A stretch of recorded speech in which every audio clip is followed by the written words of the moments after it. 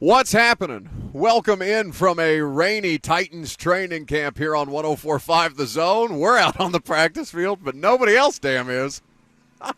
They all went inside to the bubble.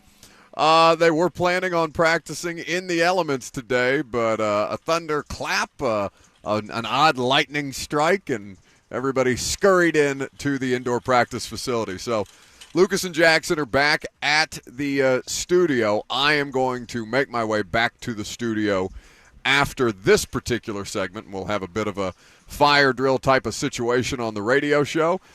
We were planning to have Will Levis today at 11 o'clock after practice concluded, but that will be moved to tomorrow. We'd rather do that in person and have Will hang out here with us, so they've been kind enough to accommodate that request, and we will make the necessary adjustments today.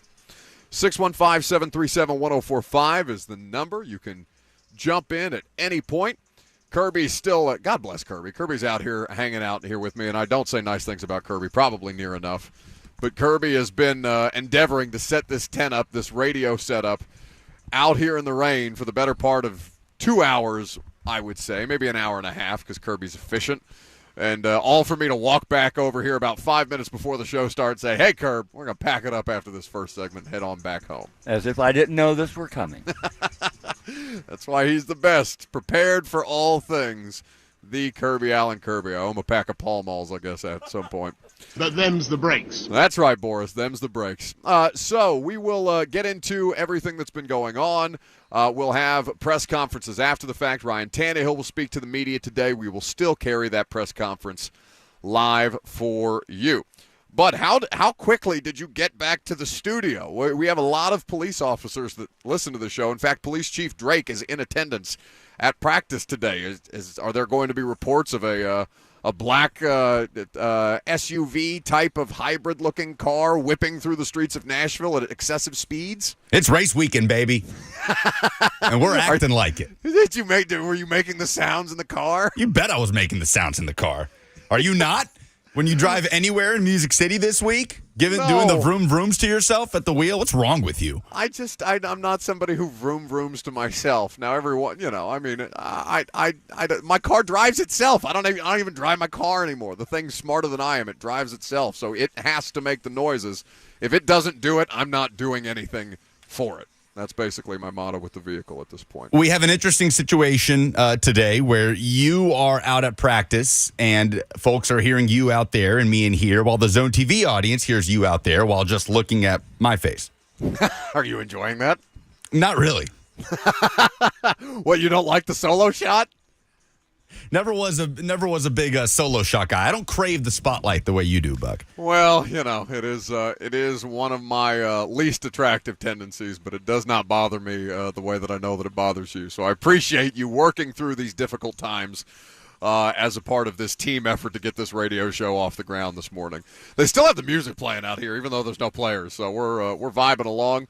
But at this point, obviously the thing that I think is going to be a big discussion point throughout the course of today's practice is, given how much attention has been paid to the quarterback situation, will Will Levis continue to stack days? Is this the moment? Have we seen a moment of breakthrough for the rookie quarterback who is just now getting his opportunity to kind of have a crack at the backup job, working with the twos for the first time on Tuesday and having a decent practice, on Monday, and then having a decent practice on Tuesday? Will he be able to continue to stack those days after a player's day, not quite off, a walkthrough type of practice yesterday for the Titans? And as far as this team is concerned, there's not a ton of news. Honestly, the thing that I was most interested in watching today has now been removed from the equation because, Lucas, they planned to practice in the elements until there was an initial lightning strike and a thunderclap, and they blew the whistle and scurried on in there. I was wondering how long they were going to wait this thing out because I was shocked to see Mike Vrabel be willing to bring all of these players out onto the practice field in the elements so early in camp when, we're 2 days removed from Christian Fulton pulling up a little lame. He is. We can't tell you what's going on because practice is not open to fans. So at 11:15, I'll be able to tell you who was out here and who was not, but just for the amount of players that have dealt with soft tissue injuries that might be, or the players who have not dealt with any kind of issues that not the most sure footing might impact. I was shocked to see them taking any risk at all, frankly. Yeah, as far as what that might result in regards to injuries, you're saying. Yeah, I would think that would be a less than ideal situation for them to test a week into camp. I would have loved to see it personally, practice throughout the rain. I feel like that would have been fun. I mean, you play in the rain. Vrabel talks about practicing the way you play, right? You're not going into a bubble on a game day if it's raining outside. Obviously, if there's lightning, things will get delayed. But yeah, I do see where you're coming from. It's been a knock on wood, relatively healthy start to training camp. You say not much in the way of news. I do think the first cut of training camp is something of note that we got yesterday in a position where have the Titans not signed DeAndre Hopkins, I don't know if that's the spot that's getting cut first. Yeah, so Jacob Copeland, the undrafted rookie wide receiver out of Maryland, gets released yesterday. They bring in a center who has been with them before, bounced around on the practice squad for a couple of different teams, most recently with the Ravens, somebody who is looked at, as a depth piece at best, I would say. And I'll pull up the offensive lineman's name here in just a second. But as you look at the kind of competition that's playing out, people were asking me last night on Primetime if that acquisition was a result of something that had taken place in training camp, something that the team had seen that required them to make that transaction. Jimmy Murray is the name of the center who was added. Now, size is not the issue for Murray. He's 6'5", 305, and he was last year in 2021 as a member of the practice squad. But he's been in the league since 2018, bounced around on P squads with in Jacksonville last year. Kansas City, the Jets, Tennessee, Baltimore, Jacksonville most recently. Thank you for the correction, Lucas. And he's appeared in 44 total games, no starts to his name at this point. So 6'5", 305, not undersized at center, but not somebody who's looked at as coming in here to compete with Aaron Brewer. Brewer seems like he's got that center job locked up. Is that a surprise to you? I don't know. I thought there might be a little more consideration for Levin is the only backup center on the roster, and I guess now with the addition of Murray, he becomes another option for this team at backup center, but Levin also plays guard. I am kind of surprised that they didn't give at least the semblance of a competition, that Brewer was inserted, and that's the way that they seem to be willing to run. They've been rolling him out to speak to media since OTAs. To me, yep. Brewer has been entrenched as a leader on this offensive line and as a starter on this offensive line. And, given the players around him on the interior, it stands to reason that would be at center. Yeah, and that's a good point, right? That's they would not be making – they may bring a backup to the podium from time to time. For the most part, you're hearing from people who are regarded as leadership figures in the locker room, people who are starters for the football team. Those are typically the players that get trotted up to the podium on a regular basis. As I mentioned, Ryan Tannehill will speak today, as will Amani Hooker. So we'll certainly hear from the Titans quarterback and head coach Mike Vrabel when the press conferences take place. So a little bit of a roster change, the first transaction now that we've gotten into camp itself. And, to Lucas's point, we're talking to position coaches today, the first time that we've talked to the position coaches since camp opened. And, for obvious reasons, wide receivers coach Rob Moore, a popular figure to speak with earlier this morning. And we asked him about, the competition at wide receiver, how much more heightened it has become, not just because DeAndre Hopkins is here and that adds another body for them to make decisions on elsewhere on the roster, but because he has brought out the best versions of them. Teron Davenport and I did a podcast yesterday. It's available in the A to Z Sports Podcast Network feed. And we were talking about Treylon Burks and the reaction that he has had, the level that he has brought his game to when he's out here working. He's been out here working every day. Hopkins as well, how they're kind of feeding off one another. And the quote that he gave us, I think like maybe after the first practice at camp, second practice where Hopkins makes that big one-handed catch over the top of Christian Fulton. Fulton doing well in coverage, but Hopkins makes the play anyway. And then I think at the end of that same practice, Treylon Burks has a diving reception over a defensive back. I don't think it was Fulton. I don't want to speak unfairly. But either way, Treylon Burks gets up after the fact. He speaks with media after practice. He says, yeah, you don't like to see another man make a play and not try and match or better that.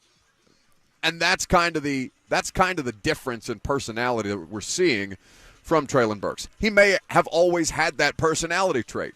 But, I mean, talking to Rob Moore about it today, Rob even acknowledged, yeah, it's a night and day difference between Treylon Burks as a rookie and who this player is, the way that he's carrying himself, and the way that he's responding and reacting to his teammates and taking the coaching in his second training camp. It's a huge deal. It's a massive difference and something that I know Titans fans are something for Titans fans to be excited about, provided that he continue to stay healthy throughout the course of camp and once the regular season gets underway. We got football tonight. We got the Hall of Fame game tonight. Taking place in Canton, Ohio. I'm not sure how much Zach Wilson analysis we might dive into, given that we won't see the starters for the Browns or the Jets at this stage. This will be a Hall of Fame game preview show for the next 3 hours. Is that something? Well, it's okay. If I made you pick a topic for the rest of time, like it's like your last meal, your death row meal. If I made you pick a topic for the rest of time, would you rather do is Ryan Tannehill good enough to win a Super Bowl or a 3-hour Hall of Fame game preview show? Oh, Hall of Fame game, baby, all the way. Give it to me. Would you? Let's talk Kellen Mond. Let's talk about Kellen Mond starting tonight for the Cleveland Browns at quarterback. Okay, very good. We will continue to do so. Perhaps that is what Lucas will do with you coming up next while I scurry out of the rain and get back to the studio and we continue the radio show. That's not what we're doing.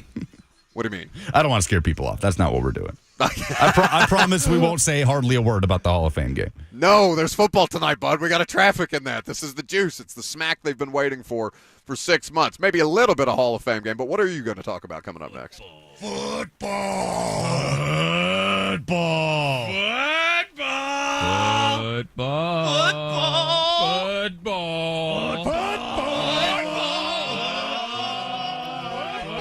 Yeah, that's right. Football right here on 104.5 The Zone.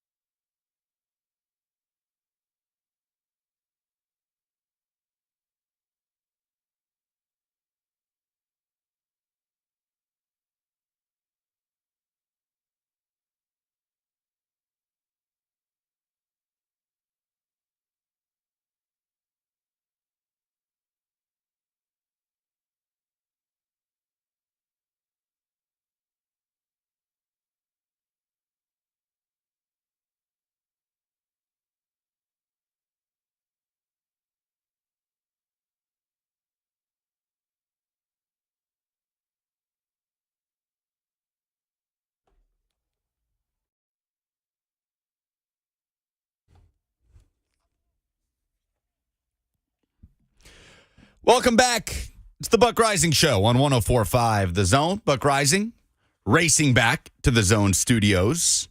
I'm trying to remember the exact make and model of Buck's car to see if we can make any efforts here, any police officers in the downtown Nashville area to pull him over. But honestly, Jackson Williams, our producer, it's escaping me. You wouldn't know, do you? I know it's a black Ford Explorer. Ford Explorer, that's right. Courtesy of Two Rivers He's the same Ford. car as my mom. You don't know his license plate, do you? No. That's too bad. We'll figure that out.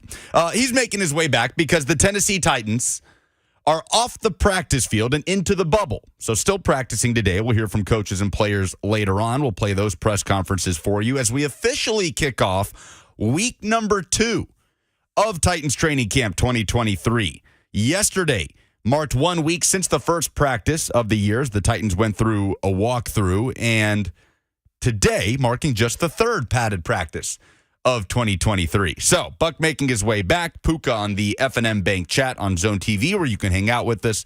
YouTube, Facebook, Twitter, and Twitch. Ask what he is racing back from. That would be the Titans facility, as we cannot broadcast live from inside the bubble. Also means Will Levis will have to join the show tomorrow around the same time, about 11 a.m. when the Titans step off the practice field. So you can hear from the Titans rookie quarterback then. So as the Titans start week 2 of training camp, over in Knoxville, about 3 hours east, the Tennessee Volunteers start day 2 of Fall Camp 2023, as we are 1 month away, a little less than a month now, from that week 1 kickoff of year 3 in the Josh Heupel era against UVA here in Nashville, down the road at Nissan Stadium. So the Vols have yet to put on pads. Players are speaking with Tennessee media as we speak. But we had this conversation slated for today in the event that the Titans would have to go inside due to weather, which obviously is what ended up happening. As we talk about measuring expectations for the Tennessee Vols in 2023,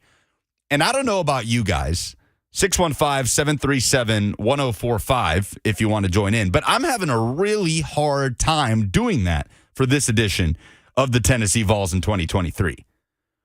Obviously, if you rewind a year from right now, not a single person, well, most people, we're not talking about Tennessee as a 10-win football team. I'm always going to give credit to Blaine Bishop anytime we bring this up, because Blaine, the whole way before the start of the 2022 season, was predicting Tennessee as a 10-2 football team. That's what happened, the 11th win coming in the Orange Bowl. So, because of that, partially, I have no idea how to talk about this team when you talk about the expectations for the 2023 season. They talk about it as if they're here to win the SEC East. That's their goal. They weren't shy about that at SEC Media Days a couple of weeks ago here in Nashville. But how are you measuring expectations for this team?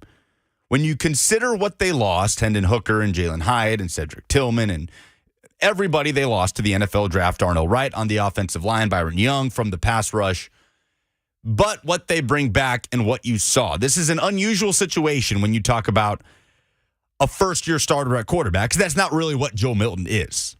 He is, but he isn't. He's getting his shot. This is his show now. But we've seen this movie before back in 2021, and he's had to kind of take the route of being in the spotlight, taking a step back, regathering himself, developing, and then coming back as the starting quarterback for Tennessee. But I'm having a hard time because I think this Tennessee roster is better and deeper than the 2022 roster. The 2022 roster had enough playmakers to equalize some of the depth issues that Tennessee faced at positions like cornerback, pass rusher, where Tennessee's defense played, say, above average at several points throughout the course of the season, but nobody was looking at either of those two groups for the Vols as the upper tier in the SEC. This year, I'm not saying that that's the case, but I am saying that both of those rooms are far, far deeper than they were in 2022. It's not close. Tim Banks talked about that a little bit in his press conference, the Tennessee defensive coordinator, to kick off fall camp. The bodies that they've brought in at the cornerback position, at the pass rusher position, here locally. Caleb Herring out of Riverdale High School. Arion Carter as an off-ball linebacker looks to make an impact as a true freshman out of Smyrna High School. Another group that's far deeper this year, inside linebacker, than it was a year ago. Aaron Beasley, Arion Carter, Keenan Peely, the transfer from BYU. Elijah Herring, Caleb Herring's older brother, also out of Riverdale High School.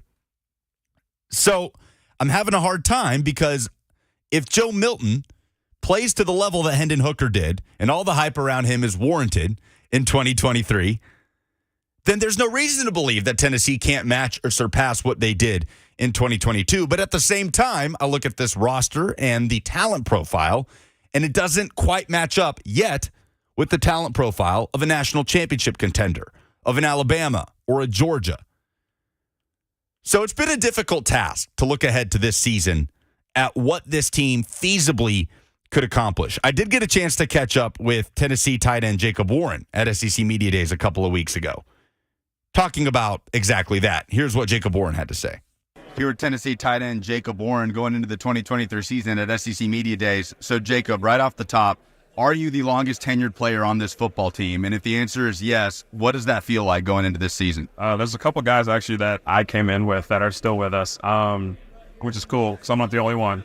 But we definitely have a few 6 years, and we're all, obviously very still happy to be here, very still excited about the season and about getting it going. The experience is cool, man. I think that, I have a very unique experience. I have a very unique perspective on the game and on our program in general, just because I've been through a lot of it, right? I've experienced a lot, experienced ups, experienced downs. Obviously, luckily, we're riding the high right now, and we're trying to just continue to escalate and continue to go up. So I was trying to tell the guys, hey, guys, if you just got here, it's not always like this. Like, you have to work for this. Like, you have to actually come to work every single day.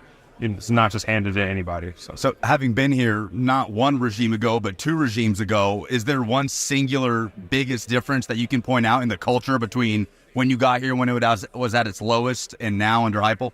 Sure, yeah. So, obviously got recruited by Butch Jones. Never played for him, but got recruited by him and was, I guess, technically a part of the program with him, just being committed and being a recruit and stuff. And then, obviously, Coach Pruitt and then now Coach Hype. I think that, regardless, one thing that I do appreciate, regardless of where we were at, right, our fan base, Ball Nation, has truly poured into us and has supported me throughout the whole thing, especially being a local guy, has made sure that I felt loved, felt appreciated, and just understood that, hey, you're still very much appreciated, very much wanted, regardless of the scoreboard or whatever it may be. So one thing I can definitely say has been consistent, has been them throughout the whole thing.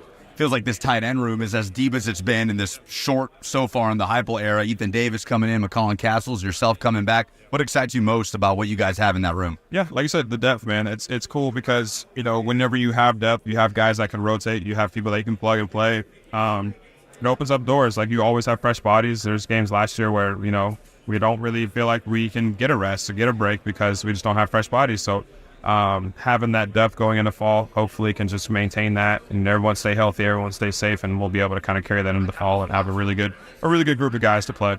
You guys have not been shy about stating goals while you're here. You're talking about winning the SEC East, about falling short of goals last year, when to everybody else it feels like you were way ahead of schedule in year two. Is that a kind of a pointed objective for you guys coming in on not shying away from the goals that the fan base wants to hear about? Yeah, I mean, the fan base is happy, obviously, and we're all happy that we won 11 games. We went to the Orange Bowl. It was amazing. But at the end of the day, if you're a goals-oriented person and you don't meet your goals, obviously you're going to be pretty upset about it. So we're not upset about how the season went, but we understand that we missed opportunities. And I think that that's the most upsetting part, is that, we had it right in front of us, couldn't capitalize, which now we learned from it. We'll go back at it, and the same thing this year is just going to go try to win the East. And then individually for you, what was the biggest factor in the decision to come back individually? What points of your game are you looking to refine most as you go through this last ride? Yeah, so the biggest thing, the reason I came back was just the program, man. Like, the culture, the people that I play with, the coaches I play for, the people I play for, like my family and all the fans and everything like that,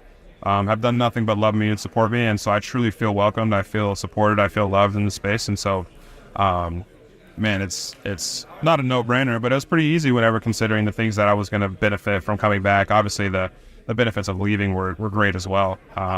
But just super happy to be involved in this process right now and be here and be able to represent the university. And you're doing it with the new tight ends coach, right? With Coach Ablin coming in, Alex Golich now at USF. What's that adjustment been like working under Alec Ablin? Yeah, so I call him Abe's, so I'm going to say Abe's.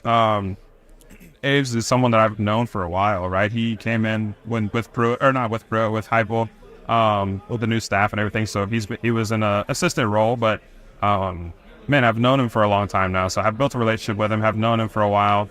It's funny now because, we were kind of friends before. We were still friends, but we were friends before, and now he's my coach. And so it's a cool dynamic to have one of your buddies be your position coach. And so, man, I'm super excited to just, as he develops and he grows and he learns a lot about just being a position coach, also me being able to do the same with him. And the last thing, you guys will be here in just over a month, right? Back in Nashville to take on UVA to open up the season. Fall camp about to get going. What's at the top of the priority list for you guys to get in order before you kick things off? That's what you said, man. Get in order. Figure out the timing of routes and figure out, how our offensive line meshes together and figuring out what calls we need to make and how we communicate with each other on the front end and how we, actually operate, how we play the game. Just ironing out all the details. A lot of us have been in the program or been in this system for 2 years now. And so a lot of us understand the X's and O's. It's just about figuring out all the intangible things, all the different things that, you don't really look at a screen to learn or you don't watch film to learn. Just things that come with just experience and reps. Thanks, Jacob. Awesome. Thank you. So that's Vols tight end Jacob Warren with Lucas Panzica, who is now no longer alone in the studio. Hey, bud. Hello. How are you? Did you drive safe? Yeah, I did. It's not far distance whatsoever. You could drive at a very reasonable pace and arrive here in plenty of time to keep you from sitting. It's a little lonely in here by yourself, isn't it? Yeah, I just don't think I am. I know we joke all the time about me taking your job, but I don't think I'm conceited enough to have a solo show. I do think there is a level of self-admiration you have to have to be in that position. So I think I fall just short in that regard. And who wants to hear me talk for 3 hours? Well, I feel the very same way, and yet here we sit. I ask every day. It's lovely to see Jackson. It's been, I feel like the Titanic meme, 84 years since Jackson has probably seen a live human body in this studio. He's been basically relegated to the shadows instead of Bert for the remainder of the 2 months that we're out broadcasting live at training camp. But at this point, Lucas, and I know you were talking about Vols expectation, we really haven't had this conversation. And I know the audience, certainly while I was watching on the Zone TV chat on my way over here. Oh, good. So you were driving safe. Well, the car was driving safe. I think the only thing I have to do in that car is physically flip the turn signal. Everything else the car does. We're big fans of the car. Shout out to Rivers Ford. Anyway, expectations for the Vols in 2023. We've had the discussion of, is it a team? Is it last year's team? Or is it a program? This would be a great way to find out just how real the program that Josh Heupel is building is. And, of course, Joe Milton is the focal point. But I think that when you look at we've spent so much time, it's almost like the Titans, right? We've spent so much time, at least us, talking about the quarterback situation with the Vols, that it has, I feel like, it maybe for the audience, if not for us, it's left us a little, I think we've not paid close enough attention to other position groups on the roster that are also going to be critical in this year's success or failure, however you want to measure it, for Tennessee this year. Ricky says, wait, where did Buck come from? The shadows. It's a vast and wide place. A lot of us can fit in there. So every once in a while you pop down in there, check on Bert, make sure he's okay. If he's eating enough, if somebody's remembered to drop his plate of food down there. You got water, you got enough cigarettes. Okay, I'm going back. Thank God Cheyenne came back yesterday. He's been eating 3-day-old chicken pot pie with 2 metal forks as chopsticks because he refuses to do his own dishes. A Renaissance man. Mm-hmm. So as we look at the 2023 situation for Tennessee, what beyond quarterback should we be talking about? What quarterback is the most important position? We understand that there's going to be a new, I don't want to say new faces in the wide receiver rotation, but guys who will take on larger roles from what they have previously had for obvious reasons. You lose Tillman and Hyatt, and somebody's going to step into those two situations. And there is one new face in the wide receiver room that figures to play a big role in Dante Thornton, the Oregon transfer. And so what kind of are the expectations of the offense beyond Joe Milton at this point? I know the offensive line, Spraggins is somebody who pro scouts are already drooling over, but they have a college football season to play first and foremost. So the offensive line situation with Cooper with Cooper Mays at center, with Spraggins at guard, and some turnover there across the front. What are you kind of looking at this offense beyond Joe Milton saying, I have question marks about X? With the offense, I have question marks about the offensive line. Otherwise, we talk about benefit of the doubt a lot with the Titans, right? And the defensive line, like Terrell Williams and Mike Vrabel, and what they've done, bringing guys in off the street and free agents that the Titans fan base trusts that whatever depth guys they have, the Jaden Peavies, right, behind here, Tart and Jeffrey Simmons and Danico Autry, are going to deliver when called upon, when this team is healthy. I think Tennessee at this point, even though we're not even into year 3 officially yet, has earned that benefit of the doubt when it comes to the wide receiver position, right? And it's there for Joe Milton, too. We talked yesterday about the hype around Joe Milton being a bit more substantive, more grounded, because we have more information. We have more for us to believe that Milton is going to take that step in 2023. So it is the offensive line. That's easily the biggest question mark for me. Who starts at the tackle spots? Where does Gerald Mincey start, the Florida transfer who primarily played left tackle a year ago? Is he on the right side? Does John Campbell, the Miami transfer, immediately slide in at left tackle? Who backs up Cooper Mays, who has been banged up on and off in his time at Tennessee? The center position is so critical to this offense and the tempo that they run and making calls at the line of scrimmage. Yeah. When Cooper Mays, I don't want to say when, if/when Cooper Mays has to miss a play or two, who steps in? Is it Parker Ball? The depth on the offensive line and how those pieces will work at the tackle spots and behind Mays at center are easily my biggest question mark on the offensive line, because in a way, yes, everything kind of runs through the quarterback, but this team will go as the offensive line goes because we know how important the run game is to this offense. And you like what they have at running back. They're deep there. Return Jabari Small and Jalen Wright and Dylan Sampson and Cameron Seldon, the freshman that, got all the Debo comparisons in just the way that they'll utilize him. So easily the offensive line is the biggest question mark around this team. As far as the roster as a whole, I'm looking at the defense and where we see that depth pay off, because it's weird to say this, but because we're not sitting here talking about Tennessee as easily an 11-win football team, but this is a better roster. This is the best roster Josh Heupel's had at Tennessee. This is as close to 85 scholarship players as Heupel has been. This is as deep as they have been at corner, at the pass rush spot.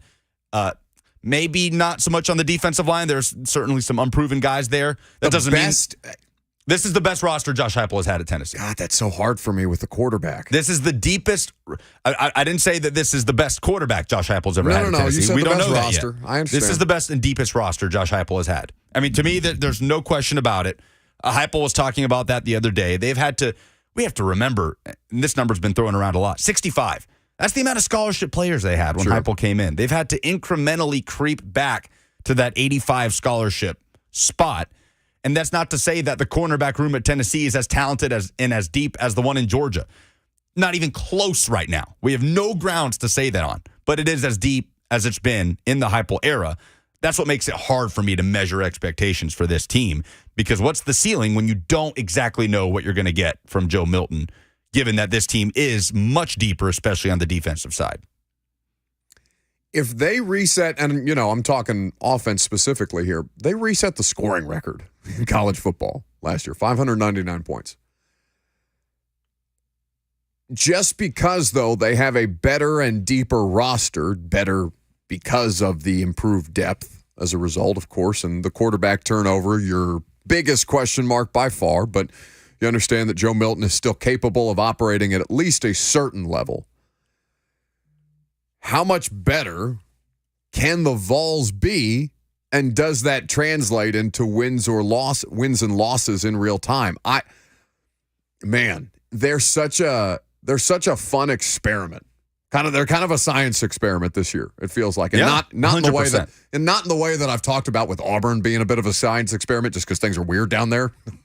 But because Tennessee, in terms of, all right, we're talking about a program, and I know we can get some phone calls on this, 615-737-1045. Let's get into this more on the other side. We've also got a conversation about the Titans running backs. Actually, that I'm looking at the wrong days or the wrong grid from a different day. Training camp headlines around the league, but we'll take your phone calls on the Vols, and I want to make a point about the science experiment that is the University of Tennessee in 2023. I'm Buck Rising. It's 104.5 The Zone.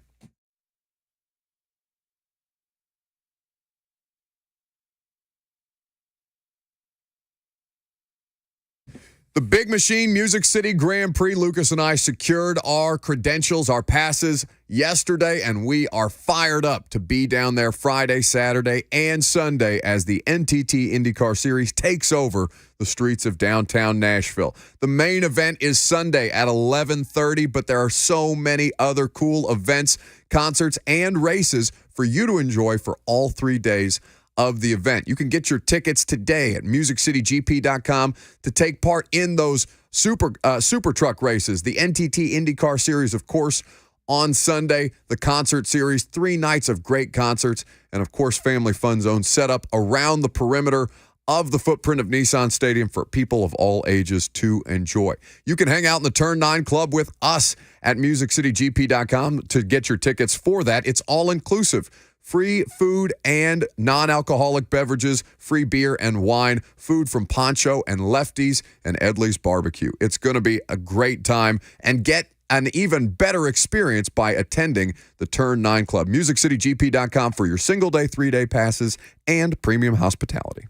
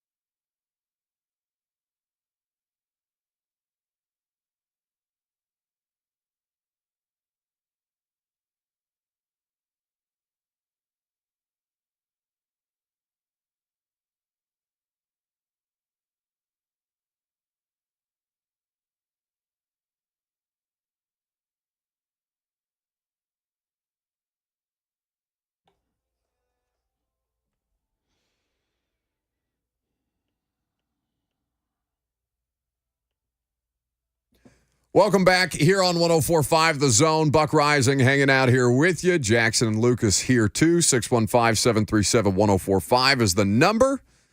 Jump in at any point. We've been talking about Tennessee, and I mentioned they're a bit of a science experiment this year based on the setup that Lucas had while I made my way over from Titans training camp. The idea that, we've talked about expectations. Season ticket sales are as good as they've ever been, coming off of a really, really great season, 11-2. The first time that Tennessee has had an 11-win season in how many years, Lucas? It's been more than 10. Oh, 20. Yeah, easily. God. So everybody's fired up. And, this year's team will not be last year's team. Now, that can be good. That can be bad. You may not get the level of quarterback play that you became accustomed to last year. You may also get improved play from your secondary and your defense. Your pass rush might be better. Like, you are going to go through some cost-benefit analysis stuff on what this year's team is held up against last year's standard. And maybe it makes you reevaluate kind of where you're at with Josh Heupel or where the program's at right now, but it's still enough to be excited about and enough to, I think, they're one of the most interesting teams in 2023 across college football. Yeah. I know there's a lot of SEC programs that are going through quarterback turnover right now or quarterback, reassessment based on their the incumbent leaving for draft or graduation or otherwise, and a lot of SEC teams having to work through the starting quarterback situation at this point. But I would argue that Tennessee, given what last year was, becomes one of the most interesting watches in 2023. Yeah, because they're one of those teams that you wonder, okay, do they kind of make a correction back to the mean, being so ahead of schedule in year two?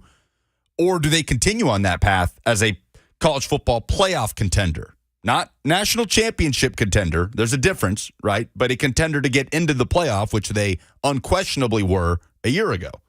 I feel like there's not a whole lot of teams that you can definitively say that about, where you could picture both scenarios, right? Of kind of coming back, regressing back to, I say regressing, to an 8-9 win team and then gearing up for a 2024 run where you've got your quarterback of the future in Nico, and now you're compiling top 10 and getting closer to the status of a top 5 recruiting class. Or, yes, it is feasible that this team, say they beat Alabama and Tuscaloosa, everything's on the table. They just have to not drop a disaster like South Carolina. Tennessee doesn't lose to South Carolina last year. They're probably in the playoff. Yeah.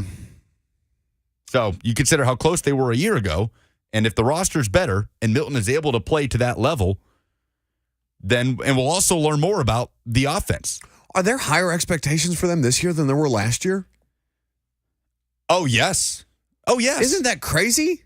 Yeah, for sure. Maybe I'm doing a recency bias thing because, again, they won 11 games. They were the number one team in the country for a hot second, and they were on the precipice of making the college football playoff for the first time in this iteration of the college football playoff. But, I feel like I have higher expectations for the Vols this year than I did last year, and I thought I had pretty high expectations for where I thought they were a year ago. Last year, what are you thinking? 8-4, right? No, I think I would have been comfortable with 9 wins. I thought 9-3 was best case scenario for Tennessee last year. Just looking at the schedule and not necessarily, thinking you had something in Hendon Hooker, but not, uncertainties elsewhere on the roster, particularly on defense. Yeah, I think anybody would have said 9, but that's as far as I'm willing to go. Yeah, and look, we can play this game with any team in any season, but look at games that could have swung the other way. The Pitt game. Overtime win on the road. What happens there if Keaton Slovis doesn't get hurt, right? Keaton Slovis got hurt because Tennessee's pass rush was just blowing up the Pittsburgh backfield over and over and over again. It's a product of what they were doing on defense. But what happens if he doesn't get hurt in a game that Tennessee won in overtime when Pitt's down to their third-string quarterback? And it took Tennessee forever to get off the ground in that game. Yeah. What happens if one ball bounces a different way against Alabama and Bama wins that thriller in Knoxville? Then you are talking about you're talking about an 8-4 football team at that point. So the margins were incredibly thin last year for Tennessee to get to that mark. So yeah, I think for me, 9-3 was best case scenario a year ago, and this year I think best case scenario, I think matching what you did in 2022, and 9-3 being almost more of a floor. John in Smyrna is next. Hey, John. Hey guys, I've heard a lot of people talking about the offensive line, and granted, we lost probably one of the best offensive linemen we've had in many years, but we replaced him with a starter possibly from last year's team in Crawford, which I hear no one mention Crawford.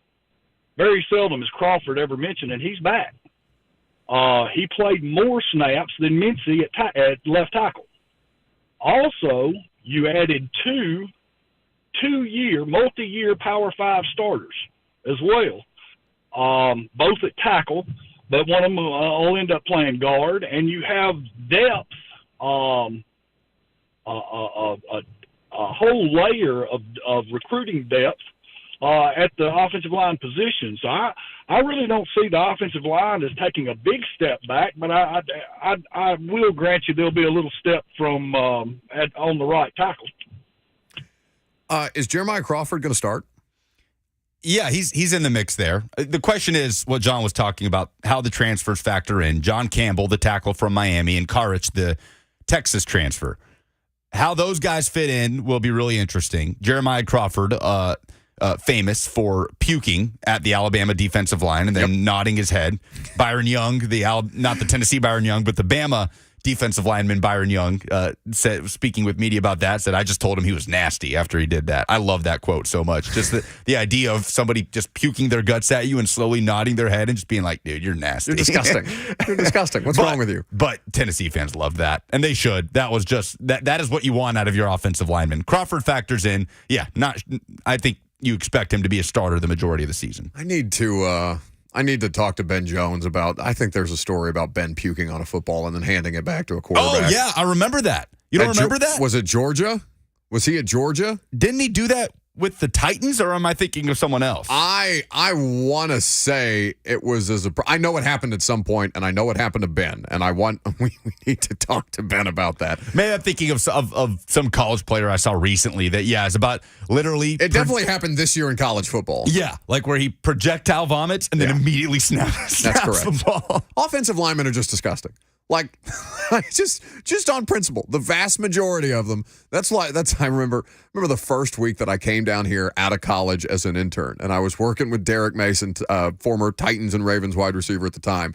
And Derek was making fun of Taylor because Taylor dresses like a Backstreet Boy. An offensive line don't dress like Backstreet Boys. And he had this whole rant, got picked up, like it got aggravated. It was a whole ordeal. But to an extent, Derek was right because offensive linemen are not that. Offensive linemen are foul. Offensive linemen are Bert.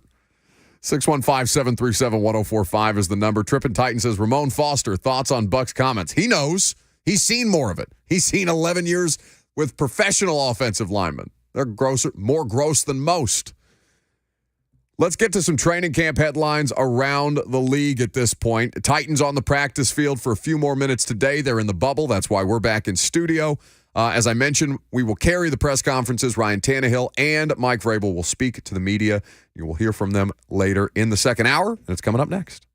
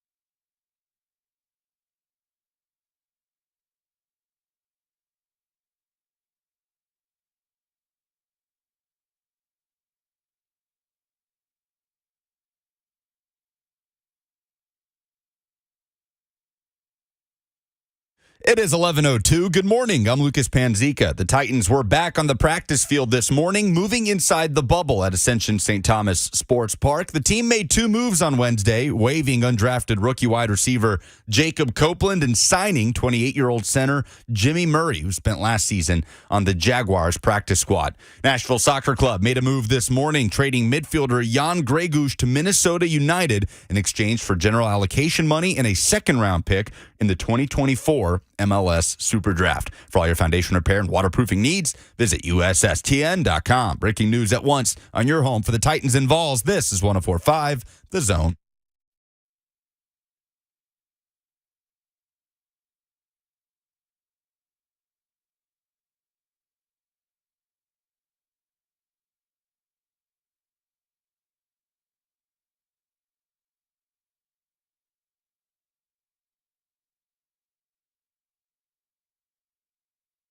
Second hour is upon us. Welcome in, welcome back. If you've been hanging out with us so far, we're happy to have you. Jackson, Lucas, and myself with you until 1 o'clock today, 615-737-1045. That's the number. If you want to jump in, we'd be happy to have you. Practice for the Titans has concluded. They started on the practice field and then went inside after a lightning strike forced them into the bubble. But there's now the practice is over. I obviously didn't watch a ton of practice today. We had to pull a bit of a scramble drill, fire drill, and Lucas had to go back to the studio, do a segment, or get back in the middle of the segment. I start a segment, pitch it to Lucas so he can let me get back to the studio. It's been a whole mess this morning, but it's fine.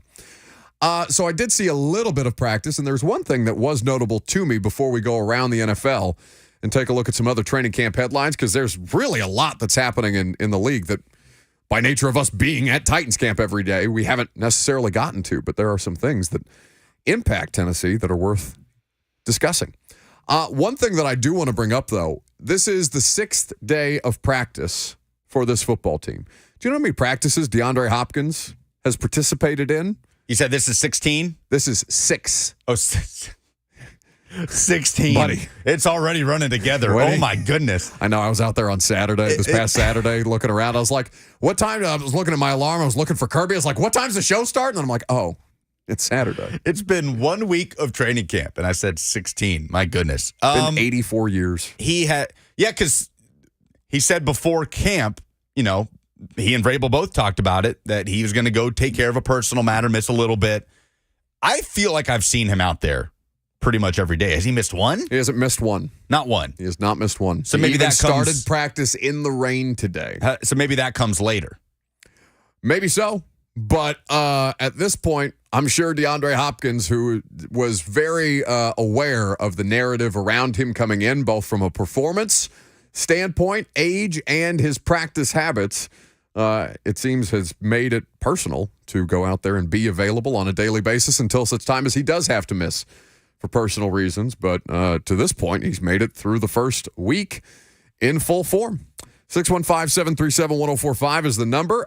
People are saying that there is news out of Colts camp, but I don't want to. There is. Do you have verification on that? Yeah.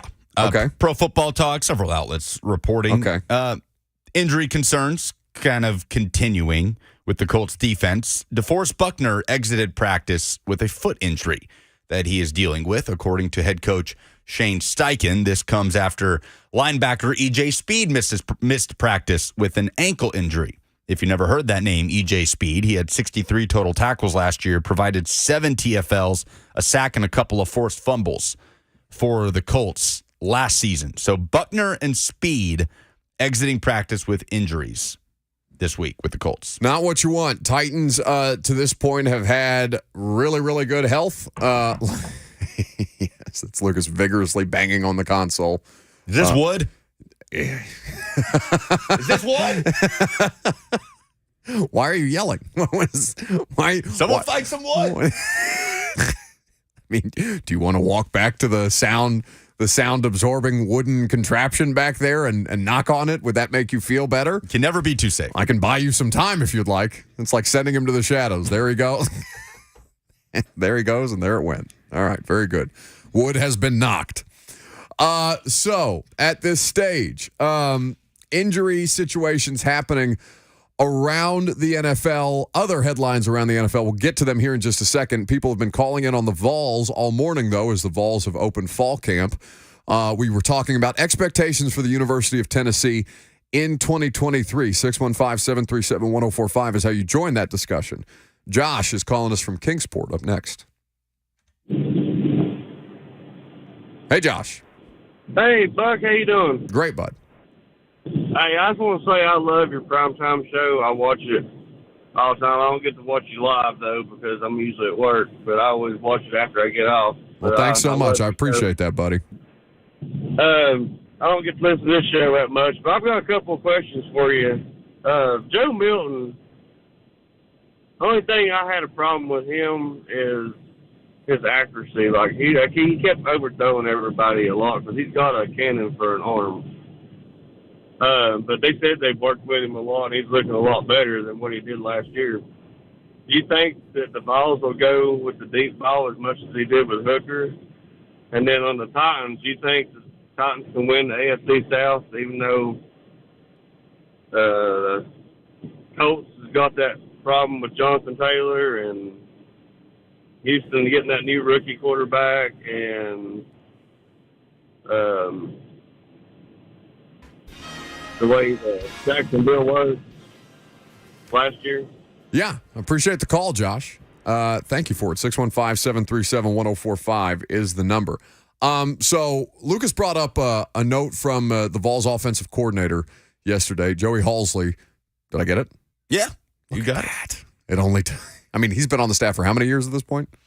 Well, I guess it's only 3. Yeah, since he came with Heupel. Well, 3 years, not bad. But you brought up the note that the offensive coordinator had mentioned about the things we played it. The idea that they've been working on his mechanics to further improve his accuracy, and it sounds like they've been pretty pleased with the results of that. And there was audio from Milton the other day after practice, or maybe it was when they officially kicked off camp 2 days ago. Either way, I loved the way Milton phrased it because Halsley talked about his lower body mechanics affecting his accuracy, and that being something that he's continuously worked on. And Joe Milton talked the other day about his legs being the trigger, with his upper body essentially being the barrel of the gun. And he talked about the fact that his arm was hurting after practices, after games, because that was all just being funneled through his arm. Every ounce Joey Halsley was talking about that we played yesterday on the lower body having as much of an impact with his footwork and his positioning on his accuracy as anything else. So, yeah, you should expect an improved Joe Milton when it comes to accuracy. That was 2 years ago that he was throwing deep balls out of the stadium. Orange Bowl was good, no issues there, so completely fair to anticipate improvement in that regard. Then to the Titans and the idea of winning the AFC South. Yeah, I think they're totally capable. Of doing it. As long as the offensive line is competent to slightly above competent, I think that this can be a legitimate threat in the AFC. They're not the cream of the AFC by any stretch of the imagination, but they're a competitive football team, and I think the offensive line they'll basically go as that group goes. All right, training camp headlines quickly. Yes, so we talk about DeForest Buckner getting injured. Obviously, that would be a big blow to the Colts if it's something serious. We don't know the extent of that. Probably the biggest injury around the league that's happened so far, Cooper Kupp pulled up with a hamstring issue yesterday with the LA Rams. They're going to be cautious with him, said try to work him back in a few weeks. And, man, hate this for Tim Patrick, the Denver Broncos wide receiver. Yeah, man. Achilles out for the season. That's back-to-back seasons now that Tim Patrick will miss the entirety of, miss 2022 with an ACL. So injuries are typically the updates that you get most often at this time of year, outside of the flurry of contracts that get done once people start to get back in the building and agents, can get deals across the finish line and things of that nature. Yeah, as far as what affects the Titans, though, I would just say this. Alvin Kamara met with Roger Goodell yesterday. And so we do not have a suspension yet. If that does happen, Kamara went up to NFL headquarters in New York to meet with Goodell to talk about a potential suspension, if you'll remember, about his involvement in a fight outside of a Vegas nightclub in 2022, Pro Bowl weekend. So nothing has come down yet, but obviously if any sort of suspension happens, Alvin Kamara will not be present when the Titans face the Saints in Week 1 in New Orleans. So that's huge, especially for Derek Carr. In on a new team with a new offense. The Saints have an interesting collection of skill position players. The more that you look at their roster, I like their wide receiver group a lot, actually. I don't know what Michael Thomas is going to be at this stage of his career, but Kamara obviously is a huge piece of what it is that they're trying to accomplish. I bet that's a Friday news dump email. I bet that suspension comes out Friday tomorrow afternoon. I would anticipate, because if he's meeting with Goodell or has met with Goodell today, they'll go through the necessary paperwork and things like that. I imagine the league would drop an email in all of our inboxes tomorrow afternoon to that effect. He's not facing a felony charge. That's worth saying. He reached a plea agreement. That was in early July, and essentially he was ordered to do 30 hours of community service. He paid the man, Darnell Green Jr., that was on the receiving end. To call it a fight, to me, doesn't even seem appropriate. It wasn't exactly a two-way street, but he had to pay that man's medical bills. And the league office reportedly, per ESPN, has not indicated to the Saints whether or not he will be suspended. Obviously, there does not need to be a criminal conviction for there to be a suspension. And yeah. It was the same weekend of the Pro Bowl, right, in Vegas, something that Kamara was a part of, so we'll see. For no other reason but optics, I would think that, I mean, obviously, you don't want your players out here punching dudes in the face. But since it's at the Pro Bowl, one of your events, it's around the Pro Bowl, it's taking away attention from the Pro Bowl. The headlines around the Pro Bowl are always kind of like, the Pro Bowl, who cares? Yeah. Anyway. And it came out after he played in it, right? Yeah. Like, it happened the night before. He was there the day of, and then we found out all about all this. Is that why it's going back to Orlando? They said, all right, enough of Vegas.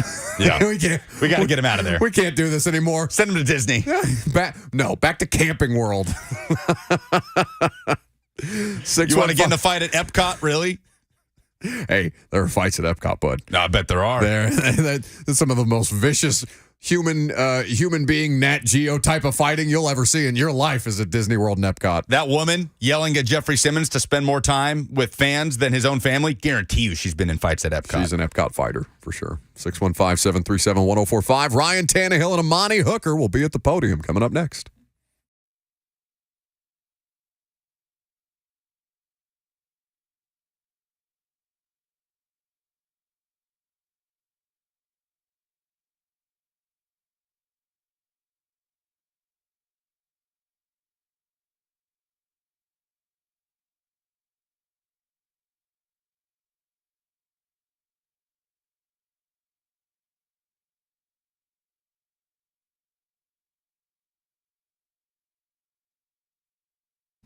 I am thinking about lunch already. You know I'm thinking about Central Barbecue and all the great things that they have to offer over there in Hillsboro Village. I'm telling you, I had never had smoked wings in my life prior to Central Barbecue. Bringing them to the station, I can tell you without a degree of doubt, Central Barbecue has the best smoked wings in the city of Nashville. Not just smoked wings, all of their great offerings. 21 years of serving competition-style Memphis barbecue and bringing it here now to Middle Tennessee. They've got all manner of daily specials. $2 Tuesdays are my personal favorite. They've got Meat and 3 Thursdays where you can get a meat and 3 combo with a drink, all for only $15. So head on over to Central Barbecue for lunch or dinner today.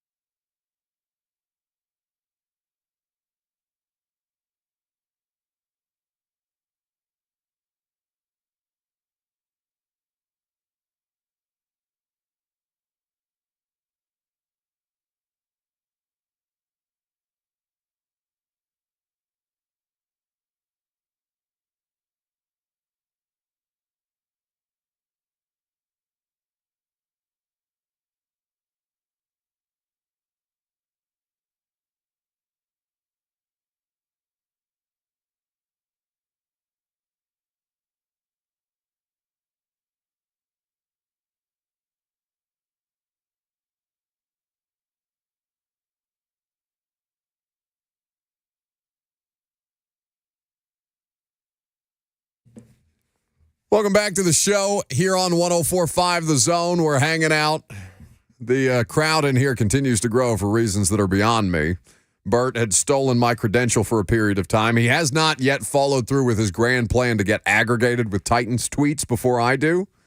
I guess it makes it harder when I'm not out at practice, so I've immediately foiled his plan in day one. Practice is getting ready to conclude. I said earlier that they had wrapped up, but apparently that was a false alarm. Everybody was firing off tweets as if practice was over, and then apparently Jimmy and Tehran and the rest of them got us talking to because a whistle was blown. They huddled, and then they scattered again to continue another drill. So a little quick on the trigger there, boys and girls who are out there at Titans practice in the bubble today. So can we read the tweets or? Yes, the tweets are now fair game. Because the practice has officially concluded. So it was just about 10 minutes longer than we initially thought. A few notes courtesy of TD. No sign of Corey Levin today. Christian Fulton strong in one-on-ones, which is a good sign, given that he came up with an injury yesterday. 3 straight pass breakups. In one-on-ones, that's notable. Dude's having a good camp. It's a week. So let me not, keep your powder dry and all that. But Christian Fulton, in a critical year, has been available. He's out there again after, I'm sure tweaking something. I'm sure he's not completely right. But the fact that he's continuing with a strong practice following up on what we'll call a nick, if not a full-on injury. Defense apparently really, really strong again in the 7-on-7 low red zone drills. Elsewhere, the right tackle situation, I think Jamarco's already lost that job. Do you just say that because of the confrontation between he and Simmons? It doesn't help. It doesn't help. And I think that's as big a reason to not give him that job as anything else. But I think, one, because there's not that big a difference between Jamarco Jones, Chris Hubbard, OJ, number 61, John Ojukwu. Let's call him OJ. OJ. I tried.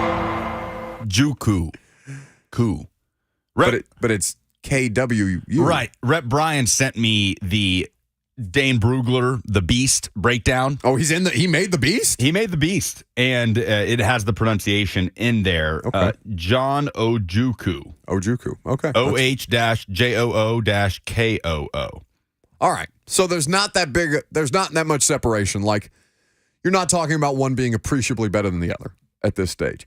So if one is not appreciably better than the other, and the other one's a 9-year vet in Chris Hubbard, who is not going to slap the holy hell out of somebody after the play, after the whistle's blown, and get banished to the sand pit and miss a full day of reps, then I think they'd rather go with the guy that they can trust. It is, I think it's something that catches people up a lot of times, right? Because there will be more talented players on the roster that don't get playing time. Trey Lance is an example of this, where Trey Lance is, by any stretch of the imagination, a more athletically gifted and talented player than is Brock Purdy. Yes? We can all agree on this. Yes. But if the coaching staff trusts Brock Purdy more than they do Trey Lance, then they're going to go with the less talented player. Because, and just using the 49ers as an example, not just because Rand came from there, but because the quarterback situation there is pretty interesting. Kyle Shanahan's operating his offense, like a video game, right? And Kyle Shanahan's got the controller. And if he trusts himself to run the controls of Brock Purdy more than he does Trey Lance, then he's going to go with that player. Mike Vrabel wants a right tackle that's not going to get penalized, not going to get tossed. Maybe he's not the best right tackle that they have, but it's not so much worse than the other guy that he wouldn't rather have the guy out there who's not going to cost him 15 yards on a second and 5, right?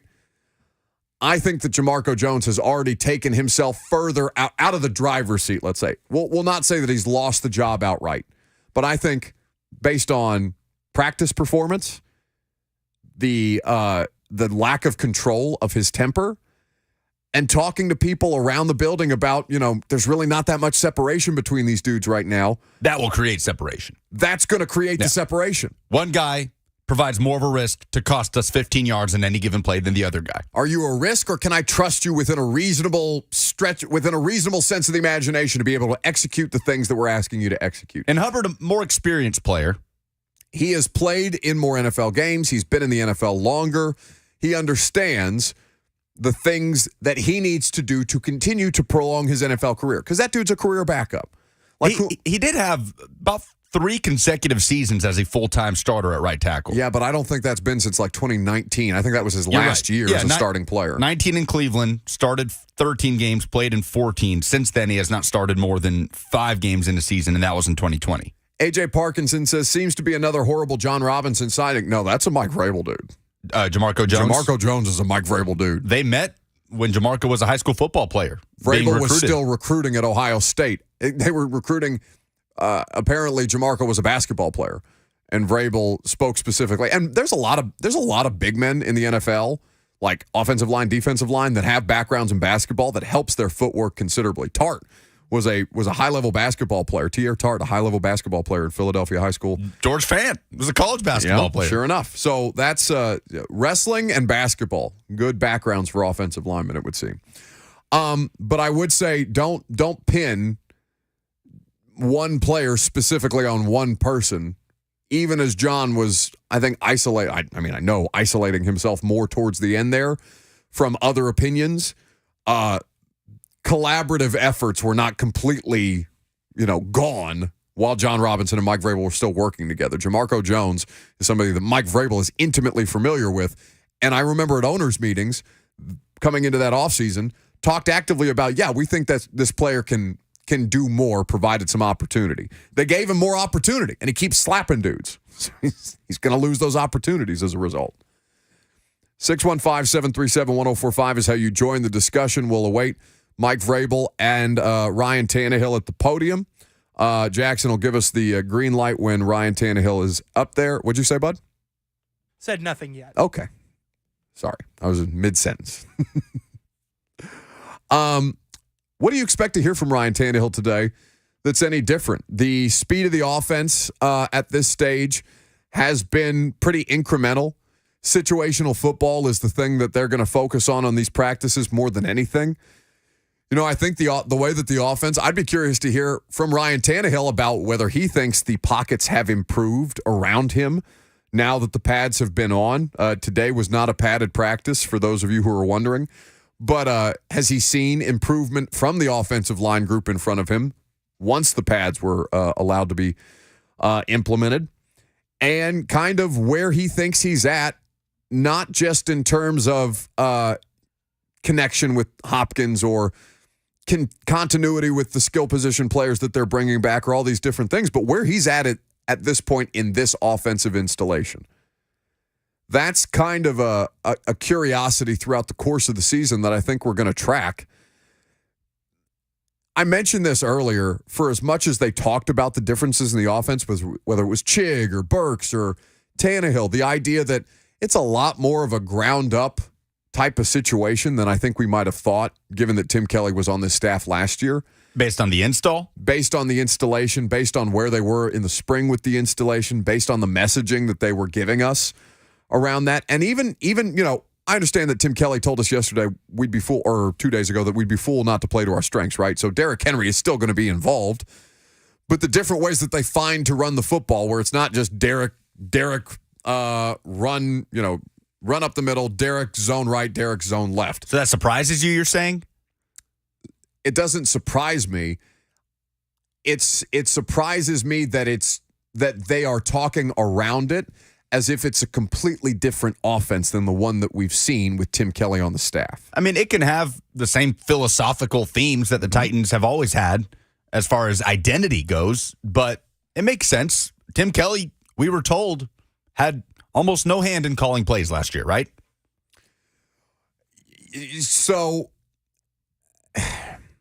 he didn't outright call the play to the quarterback. He's involved in the play call.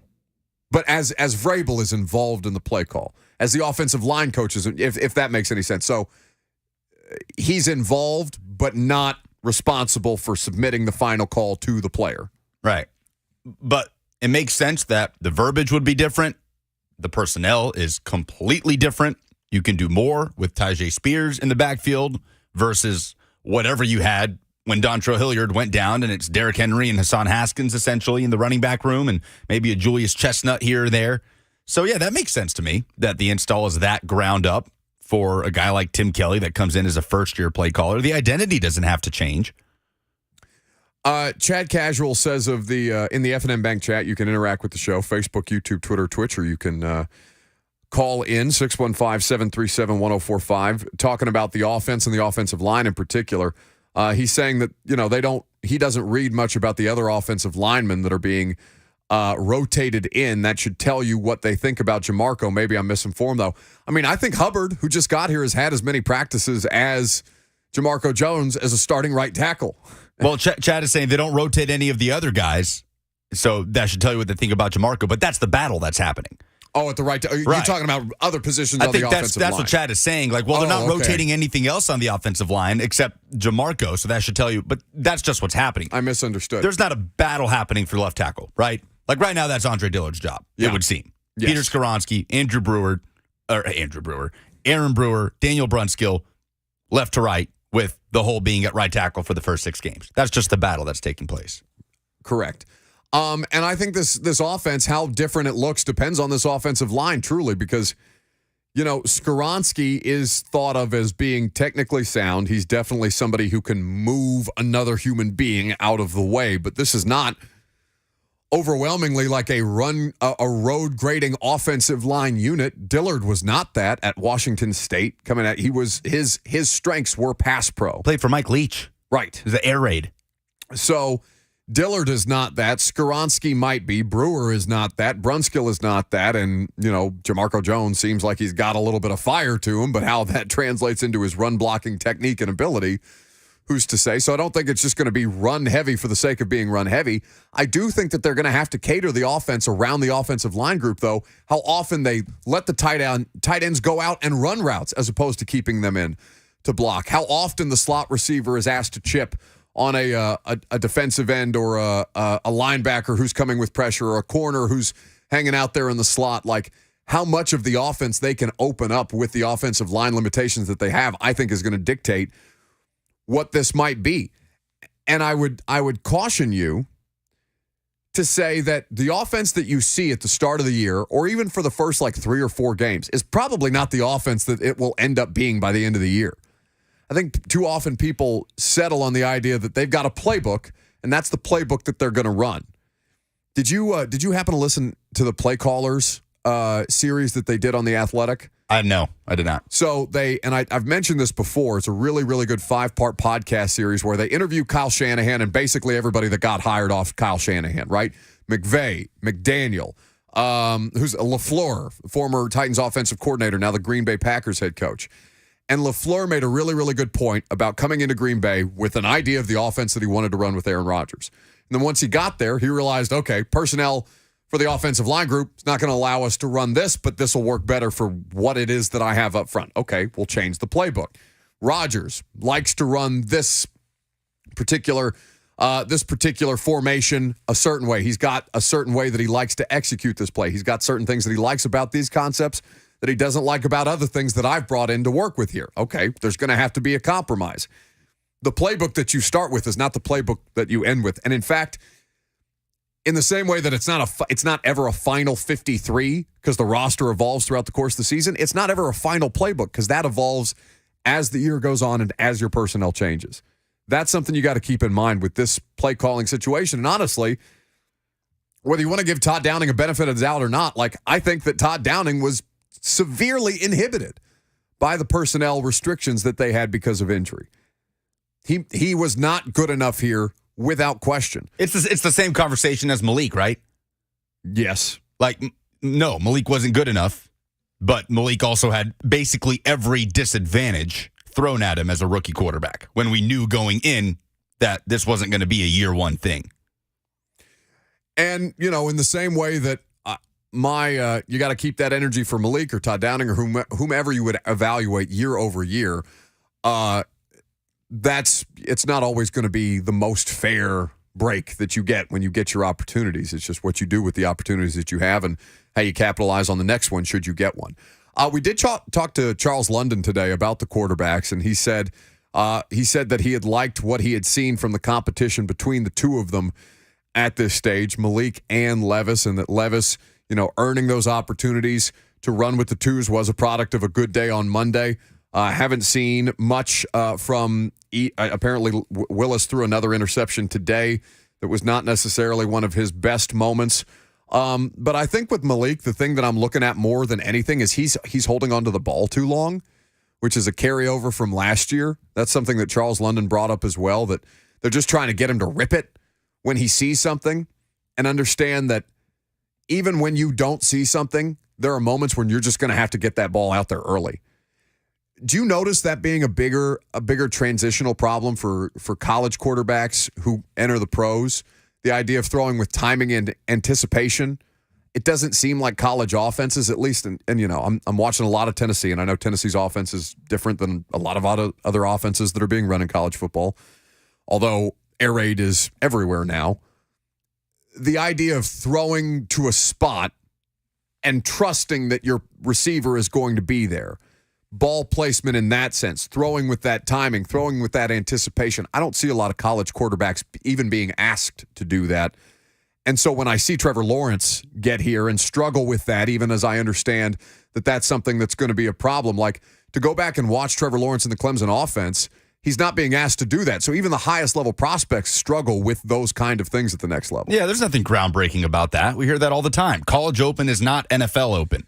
And vice versa. But it's not open that I'm talking about. It's about time. It's about throwing with that timing and accuracy, anticipatory throws. I'm not saying that those don't exist in college whatsoever. I just don't think those guys, based on talking to people, and I'd be curious to hear what Pate thinks about this, because he talks to far more college coaches than I do. If that's something that college quarterbacks are even coached on at this point, because it's easier to manufacture offense other ways. And when you talk about Malik, that's the tough thing about training camp, because you bring up, I read that he had an interception today. I also read that from Teron Davenport, his 2-minute work sent the offense right down the field, that he had fantastic placement on the ball to Wiley over the top, over the middle, I should say.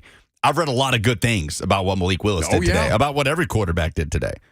To get them in the bubble, out of the elements, the football is dry. It's, they were not slipping and sliding all over the place out there, but you could tell that it was going to be difficult for them to execute at a high level outside in the rain today.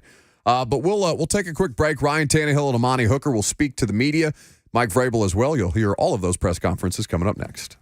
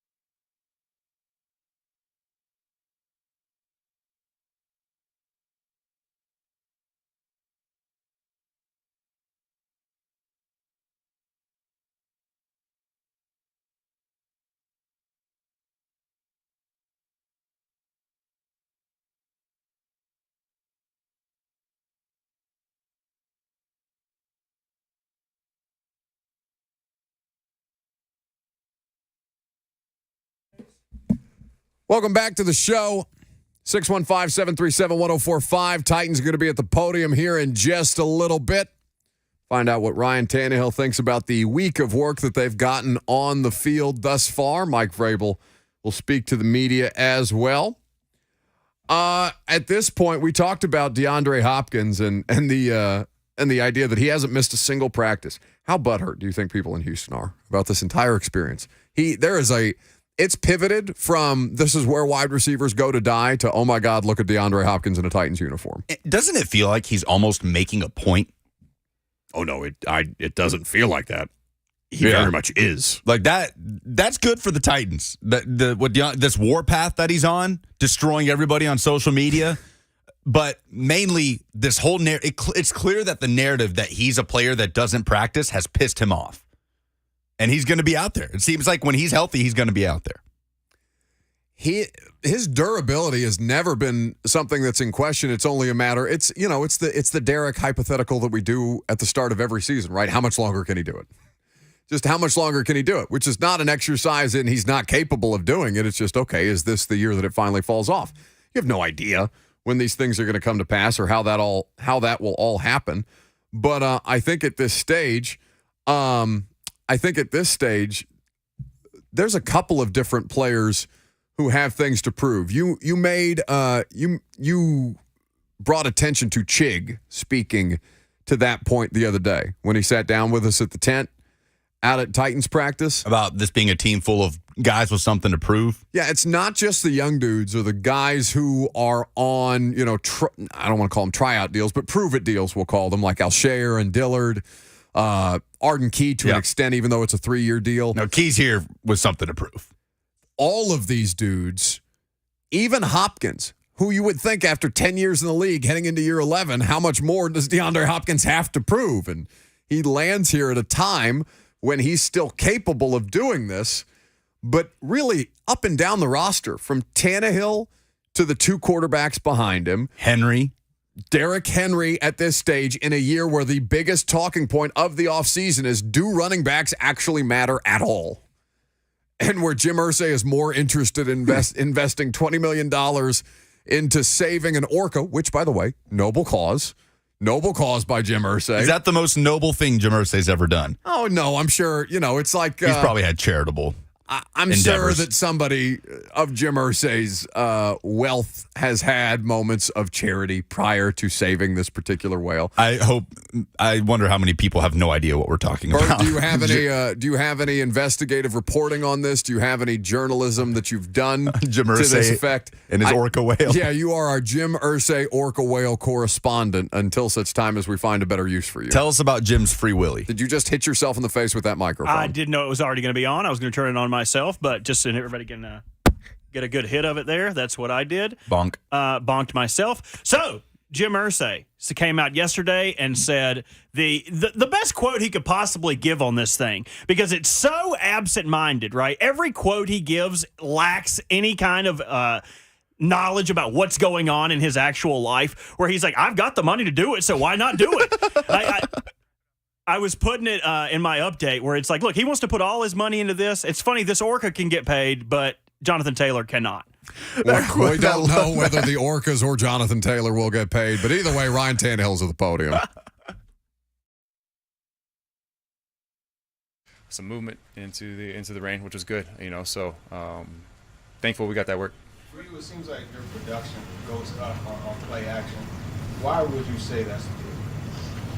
I don't know. I mean, I think it's a big part of what we've done here, and you want to complement what you're doing in the run game and take advantage of holes that are created. So, we try to do that, and it's been successful.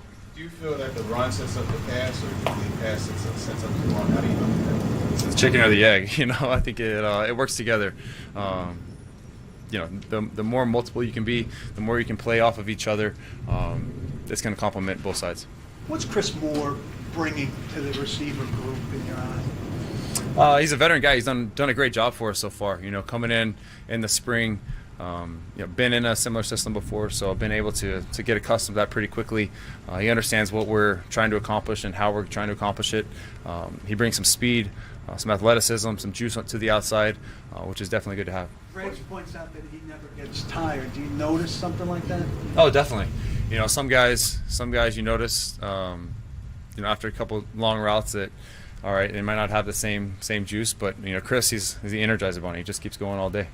The defense was able to rake a few more balls maybe than you would like out in the sessions today. What do you say to your guys after seeing the film of those situations? Yeah, we just got to go out and compete. Obviously, as a team, you like to see defense playing well and having tight coverage, but as an offense, we want to be able to put those balls in good spots and then have strong hands and be able to come down with those. So step back and look at it as a team, it's a good thing, but as an offense, as a competitor, hey, we got to go out, we got to compete. There's going to be plays each game that, are like that, where it's tight coverage and we're trying to fit the ball in there, and defender may have a hand in there, and the more plays that we can make and come down with, then the more successful we're going to be. How have you seen the O-line develop already just a weekend, and where do you think those guys are with so many new faces?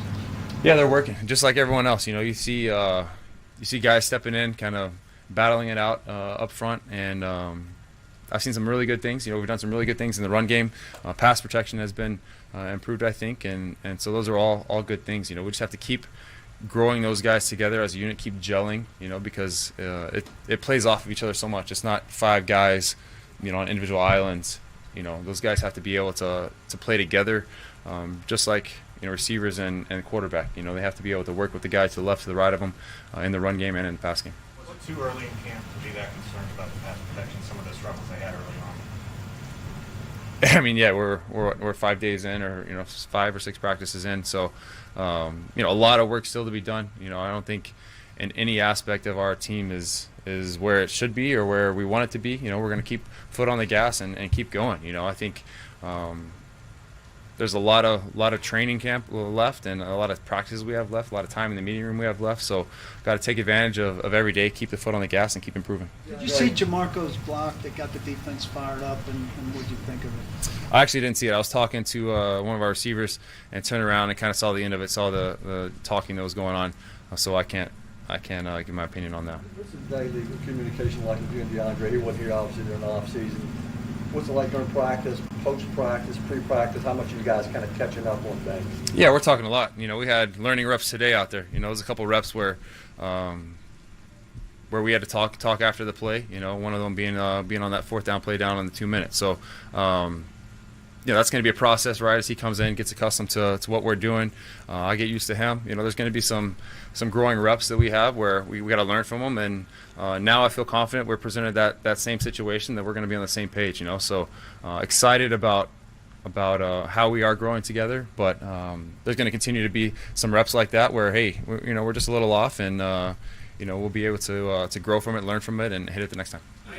With Traylon, it seems like that innate communication between the two of you is really starting to develop. That he knows where you want him to be, and you know that he's going to be there at the right time. How you feel like that's developing?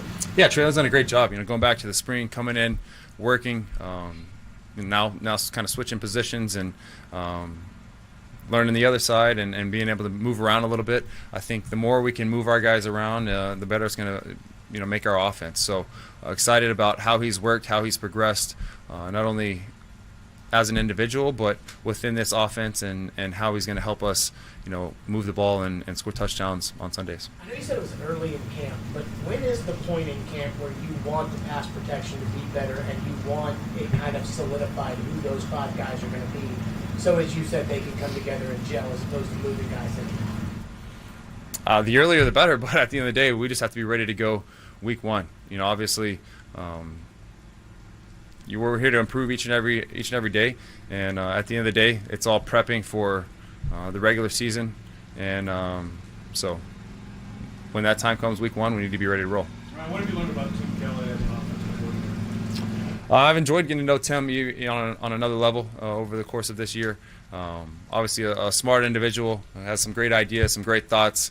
I think he's done a great job of of communicating his thoughts over to the offense, teaching those, getting everyone on the same page, and bringing some energy every day. So excited to have him as our ROC and look forward to working with him throughout this year. DeAndre said the key to getting to know your quarterback is hanging out with them off the field. So have you guys done any hanging out off the field yet? And where do you have your eyes on taking him to Nashville?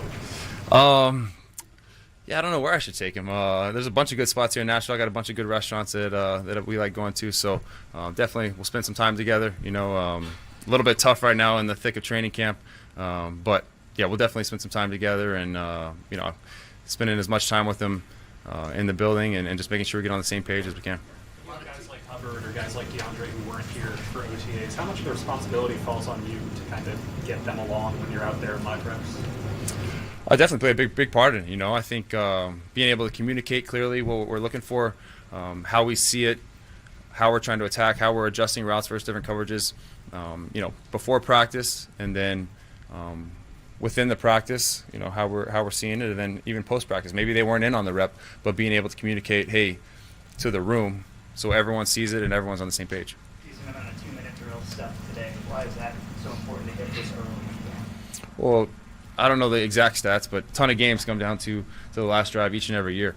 Been able to win a lot of games on 2-minute drives and put ourselves in positions to win a lot of games in 2-minute drives. So it's going to be a big factor for us this year, and want to start getting that work now. I thought we did some good things at 2-minute, just weren't able to finish, down inside the red zone. So got to give kudos to the defense, but confident that we can grow from that. Some learning reps that like I talked about with some of the guys down there, and we'll be able to be better for it.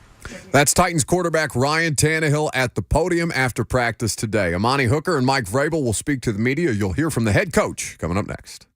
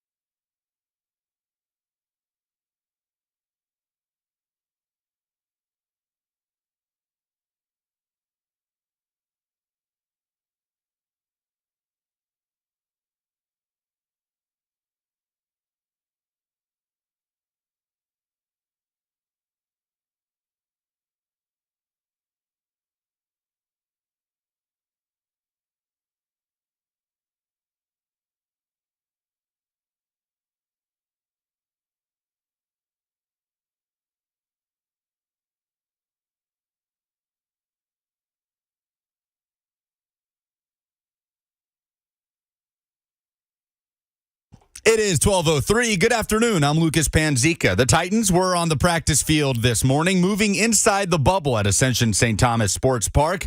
Team made 2 moves on Wednesday, waiving undrafted rookie wide receiver Jacob Copeland and signing 28-year-old center Jimmy Murphy, who spent last season on the Jags practice squad. Nashville Soccer Club made a move this morning, trading midfielder Jan Gregush to Minnesota United in exchange for general allocation money and a second-round pick in the 2024 MLS Super Draft. Pete Thamel of ESPN reporting some potential movement in college football realignment as the Big Ten's presidents met early Thursday morning, authorizing Commissioner Tony Petitti to explore expansion and bring back more info on Oregon and Washington. No offers have officially been made. For all your foundation repair and waterproofing needs, visit USSTN.com. Breaking news at once on your home for the Titans and Vols. This is 104.5 The Zone.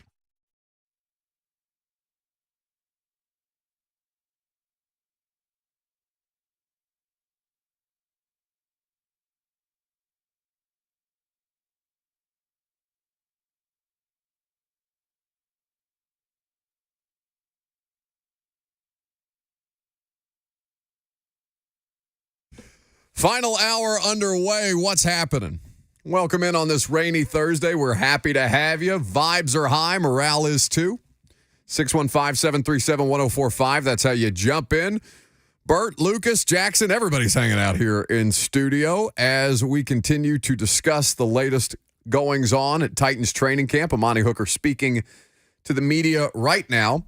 Ryan Tannehill asked there about his age specifically, says he doesn't feel any worse at 35 than he did at 34. So for those of you who are looking at your quarterback situation and asking the same questions as many of us are around DeAndre Hopkins at 31 or Derrick Henry at 29 heading into year 30. I think Derrick turns 30 in November or October. Either way. At what point do you start to see a drop-off? And is that even a conversation worth having right now? Because it's certainly not evident in practice at this stage.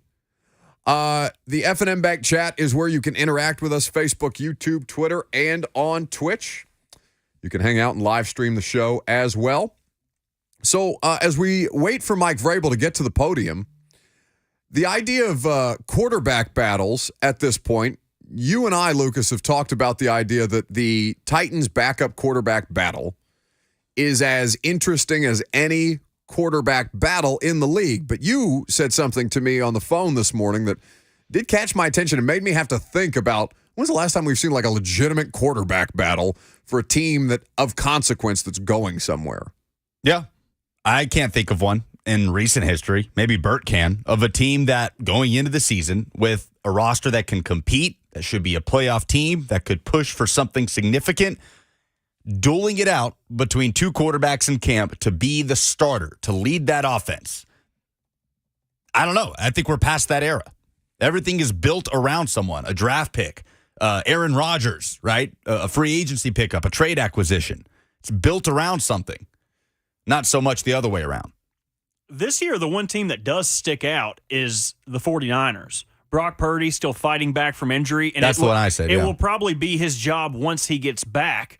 But seeing whether Trey Lance or Sam Darnold comes out on top, that's a team who is probably a powerhouse in the NFC with how weak the NFC is. And they're going to go about it with a guy who couldn't cut it in Carolina and a guy who hasn't been able to see the field in 2 years. But it is for injury, but still has not been able to see the field. They've got the 3rd best betting odds in the conference. Now, the NFC is a bit of a mess right now, but the San Francisco 49ers without a quarterback situation that's like clearly and obviously established, or maybe their best plan at quarterback, the dude who just had his elbow blow up in January, the idea that they're still the 2nd or 3rd favorite in Vegas to come out of the NFC is pretty crazy to me. Is that the only place where you can look at a quarterback situation and say it doesn't really matter who they put in there? I mean, they've won games with Nick Mullins. They've won games with Josh Johnson. They've won games with Brock Purdy, Mr. Irrelevant, guys who have no business competing at the level that their draft pedigree indicates that they should. But because they've got such a gifted offensive play caller who says, just let me basically take control of your body.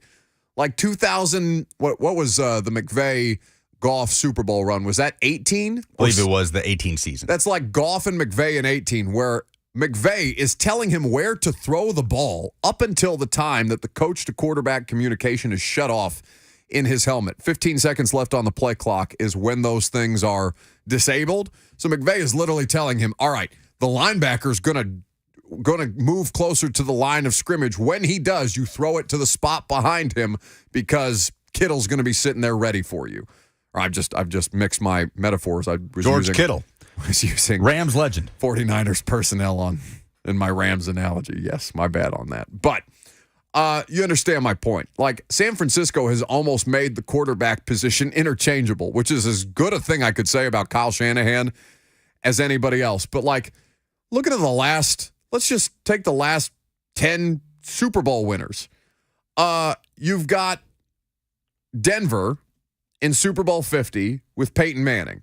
Now, Peyton got benched, but there was no quarterback controversy coming out of training camp. It was Peyton's job with Osweiler behind him. Did Peyton get benched, or was that an injury that Osweiler stepped in for? Peyton got benched. Peyton threw something like 5 interceptions in a game. I'm not disputing that Peyton was rough that year, but I don't remember him getting. But you might be right. It was almost like pulling a goalie in hockey, right? Like, just get him out of there. He had stuff that was going on, but he was still playing. And they ultimately said, all right, enough of this. Right. Like in game. Yes. Right. He was benched week 17 against the Chargers, and he came back and led the Broncos on a win once Osweiler got knocked out of that game, if I believe. So they pulled him like you would pull a hockey goalie after giving up 5 goals in the second period. So, like, he had stuff that was he was out on the field and playing through some stuff at his age, but he was benched. Like, it's like people who would argue that Malik Willis was not benched last year. No, there's a difference between available and being benched. Eagles Super Bowl. Nick Foles, not a controversy there. He's just the backup after Carson Wentz goes down. I mean, truly, I don't know what you have to go back to. You skipped one, New England and Atlanta, but there was no quarterback controversies there. Right. I'm just trying to skip so we don't sit here and say, all right, New England, Brady, all right, Broncos, Manning, New England, Brady, Seattle, Russell. Like, I'm just trying to scroll until I find one. You'd probably have to go back to 49ers Ravens, where Colin Kaepernick started for an injured Alex Smith in the midseason. Alex Smith got healthy again, and they stuck with Kaepernick over Alex Smith. Yeah, but even then, like, it was Smith's job out of training camp. He got concussed. Right. So you don't see this in training camp the way you do in college football. Ole Miss right now is trying to figure it out between Spencer Sanders, the transfer out of OK State, Jackson Dart, the returning starter, and Walker Howard, the LSU transfer, who figures to be more of the future. But you see this all the time in college football. I truly think this era is over in the NFL. There are 2, right? 2 teams in the NFL right now that you truly do not know who their starter is going to be week 1. And we can talk about that after we hear from Titans head coach Mike Vrabel. You know, credit to Joey, his staff, and all the interns and the trainers, and Todd and his staff, and the interns that are able to get everything moved in there. And, you know, it's pretty impressive. That dedication that you guys have had to the run since you've been here, what's behind that? What's your mindset behind that? Well, I mean, we've got a pretty effective running back. And, you know, again, there's a lot of ways to win. And we feel like that's certainly an opportunity to establish not only an identity, but also, you know, the ability to open things up in different opportunities, passing game and screens and keepers. And, you know, so that's kind of where we've been. And, it, you know, again, you can't rely on it all the time. There's times where, you know, you're going to have to be, you know, going a different direction based on how the game's going. But you know, certainly one of our better players is Derek, is our running back, and you know that would be how you would try to formulate a game plan, is to get your best players the ball. As you're watching the game take place, when you guys are really out there hammering the run, how do you see that impacting the opposing defense? Well, it takes its toll. I think that there's an ability to win the fourth quarter, you know, and the cumulative effect, and you know, 3 or 4 yard gains, and you know, get guys running, you know, chasing the ball, and again, it wears them down. There's not usually teams have, you know, 5 or 6 defensive linemen. Maybe that does, and you know, sometimes it's taken its toll on teams, and sometimes it hasn't if we're not effective enough. But and then the ability to mix plays and play actions off of it. Quick takeaway, maybe of what you saw 2 minute today, especially maybe on the defensive side. I mean, it looked like they walked the ball down there with the first group and then kind of stalled when you need a touchdown. Those are tough, and I called a sack, and that's the decision I made. And then, weren't able to put it in the end zone. And then just looking for, early on operation speed and making sure guys are, where they're supposed to be, running routes, getting the communication from the quarterback. So that'll really ramp up, and we'll continue to do that, I would say, most every day that we come out and practice. So, I mean, like I tell these guys, it's like golfing. Every putt's going to make somebody happy. Make it, somebody's going to be happy. Miss it, the other guy's happy. It's like defense one time, offense another. I don't know what to tell you. Was DeMarco's block on Gibbons fair game? I don't know what that means. What's fair game? I don't Was use it those clean? type of terms. No, I don't. We don't want to practice like that and be a penalty in the game. That's two times that he's disappeared from practice early. Is he hurting his chances? Well, I mean, I think you have to just know how to practice. We talk all the time about being competitive and going to that line, and certainly not going to do anything that hurts the team. We don't want to see that. How tough is that, Mike? Because, a lot of what you talk about is preaching, you want your players to be violent, but how tough is that to teach that and walk that fine line like you talk about? You probably have to ask the players. I'm not the ones out there doing it. Mike, we just had Monty out here. What's the luxury for you to have veteran safeties like him and Kevin back there? There is a comfort, they make all the checks, and we've taken those guys out of there at times just to say, let these other guys figure it out. And, there are going to be games where, maybe those guys aren't in there and forcing other guys to make communication. But, there is a comfort level with those guys back there, the way they communicate and their ability to do different things and execute all the different techniques. Mike, how much do you trust Malik more this year operationally to make the right reads compared to how he was last year as a rookie? Well, I don't think it does us any good to go back and say where Malik was or how far he's come. I think that he's competing. I think he's much more comfortable. I see a much more confident player. And therefore, it's easier to coach him. I think that's been the thing here. It's just been easier to coach him because he does have just a greater knowledge, an understanding, a comfort level. And there's mistakes like every other player, but it's been easy, I think, to coach him because he kind of knows maybe before you bring something up, or even ball security when he's scrambling and he's trying to leave the pocket and making sure that there's two hands on the football or whatever it may be. So not really focused on where he was, focused on where he's at now and making corrections and continuing to improve. And threw one in there, stood in there today. I mean, got the center and the nose guard and the running back standing on his lap, and he flicks it in there to Racy, and a tight window, and had to put some steam on it to Josh, who made a great catch. So there's going to be a lot of things that are positive, and there'll be some things that Tim and Charles will get cleaned up. Kyle Phillips and the strength and the weight that he put on this offseason, is that strictly a durability thing, or is that something that you see showing up in his play? I mean, it's a violent game. These guys are working on the middle part of the field, and so if that can help him stay durable and be strong and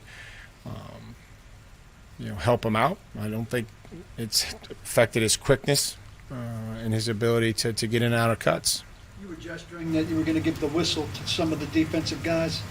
It's being funny, but sending a message too that you don't want to hear so much from them about results of plays, or no, just my way of having a conversation with them, and everybody's into practice and it's spirited, and they give it to me, I try to give it back to them.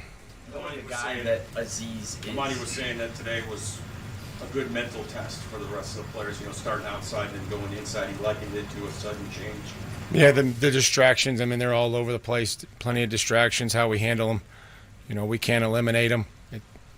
We've proven that year in, year out, week in, week out. There's going to be something that says how we handle them and how we can focus on where we're going next and what's needed to be done next. And so maybe that's difficult for younger players, and talking about having your knees bent and your head on a swivel. So things come up and we adjust to them.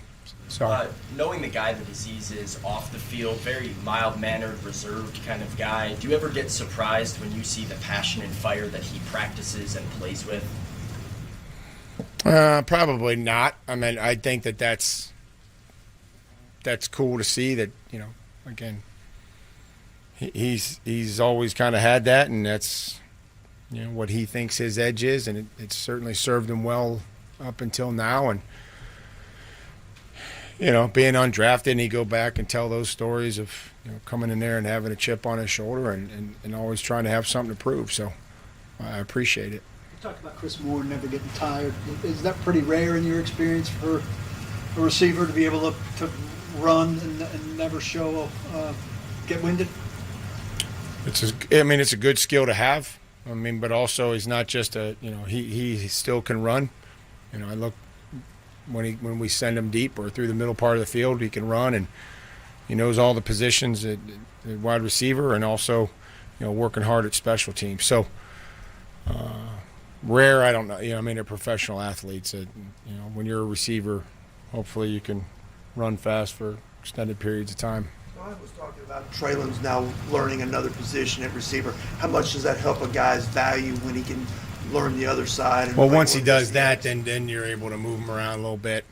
Timmy can put him into different formations, and say you're the X or the Z, and they think that's probably going to, help him, and there'll be maybe some new learning and some new installation. But I think in the long run, if we can stick with it, I think it's just going to help him and allow us to move him around based on the formation that comes in. How's Harold been as you kind of ranked him up? Is he back to where it's just like everybody else? Yeah, I think he's, again, he goes in and he, to this point in time, I think has responded well to the work that we've had, and hasn't had any setbacks, and conditioning looks good, and continuing to add reps and plays to his practice each day. Say something that he hasn't needed a day off. Well, they get one every 2 days. Everybody gets one.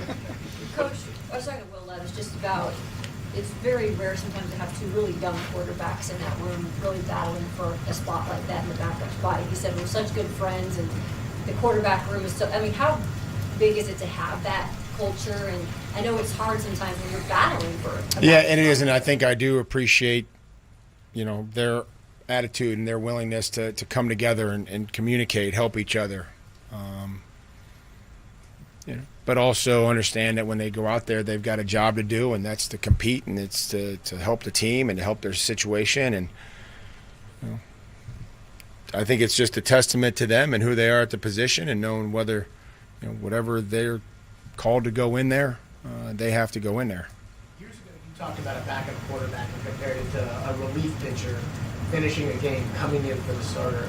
Do you coach it differently with young guys right now battling for that backup spot than when the season? Yeah, I think probably it's going to be, right now this is developmental, this is competition, this is you guys are, trying to go earn a starting job. And we probably haven't gotten to that point where, because they are getting, we're trying to make sure that the reps are even, and trying to make sure we know when the season comes that, some of those reps aren't, with the offense, they don't get as many of those, and the preparation is probably a little different. So we're not there yet, and so we're just trying to let them go and give them opportunities to go compete. What did you like about Jimmy Murray the first time he was here, and kind of what was the reasoning of bringing him in to Slayton camp, or this point in camp, rather? Jimmy's played in the league and smart guy, and with that willingness to one, we got three quarterbacks, and so you'd like to have three lines, because the more when that. Well, that was Titans head coach Mike Vrabel. Apparently, the stream from the press conference went down, so we will keep an eye on things. If anything better or anything more newsworthy is said, we'll update you. But we'll take a quick break. We'll react to what Mike Vrabel had to say about the quarterback battle, and we'll talk about the position group that stood out the most from the first week of training camp. I'm Buck Rising. It's 104.5 The Zone.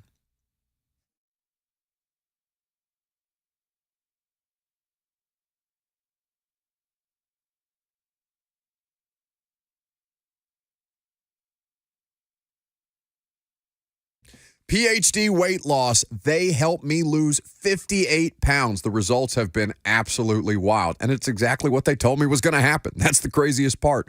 Ramon Foster dropped over 60. They've helped Ramon, me, so many other people with the PhD weight loss program. It's so simple. All they did was get on the phone with me prior to my plan starting, set my schedule in place so I could understand when were the appropriate times for me to eat, when I should be cutting off my meals at a certain point in the evening, and basically just making it a healthier habit to help me establish those long-term goals and reach my long-term goals throughout the course of the plan that they put together for me. 3 months is all it took me to drop the weight, 58 pounds, as I said.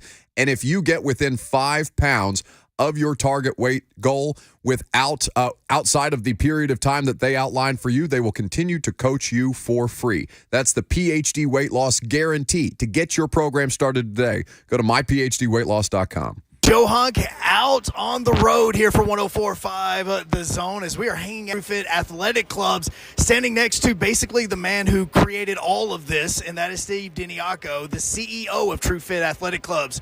Steve, what all do we have here when it comes to somebody coming to the gym today? Hey, Joe, thanks so much. I couldn't be happier to be here with the 104.5 team. But TrueFit Athletic Clubs, we are really the one-stop shop. We have something for everybody in all of our clubs. Weights, cardio, women's only workout room, group training room. We have a spin room. We have a kickboxing room. We have a high-intensity interval training, and we have personal trainers as well. So we have something for everybody. Whatever you need, we got it for you, and we'd love to see you walk through one of our doors and show you our beautiful place here in Madison. There's a lot more that we're going to be telling you about over the course of the next 2 hours. Also, make sure that you're following us on social media as well to see videos and pictures of this gorgeous place. It's Joe Hunk out in Madison at the TrueFit Athletic Clubs with 104.5 The Zone.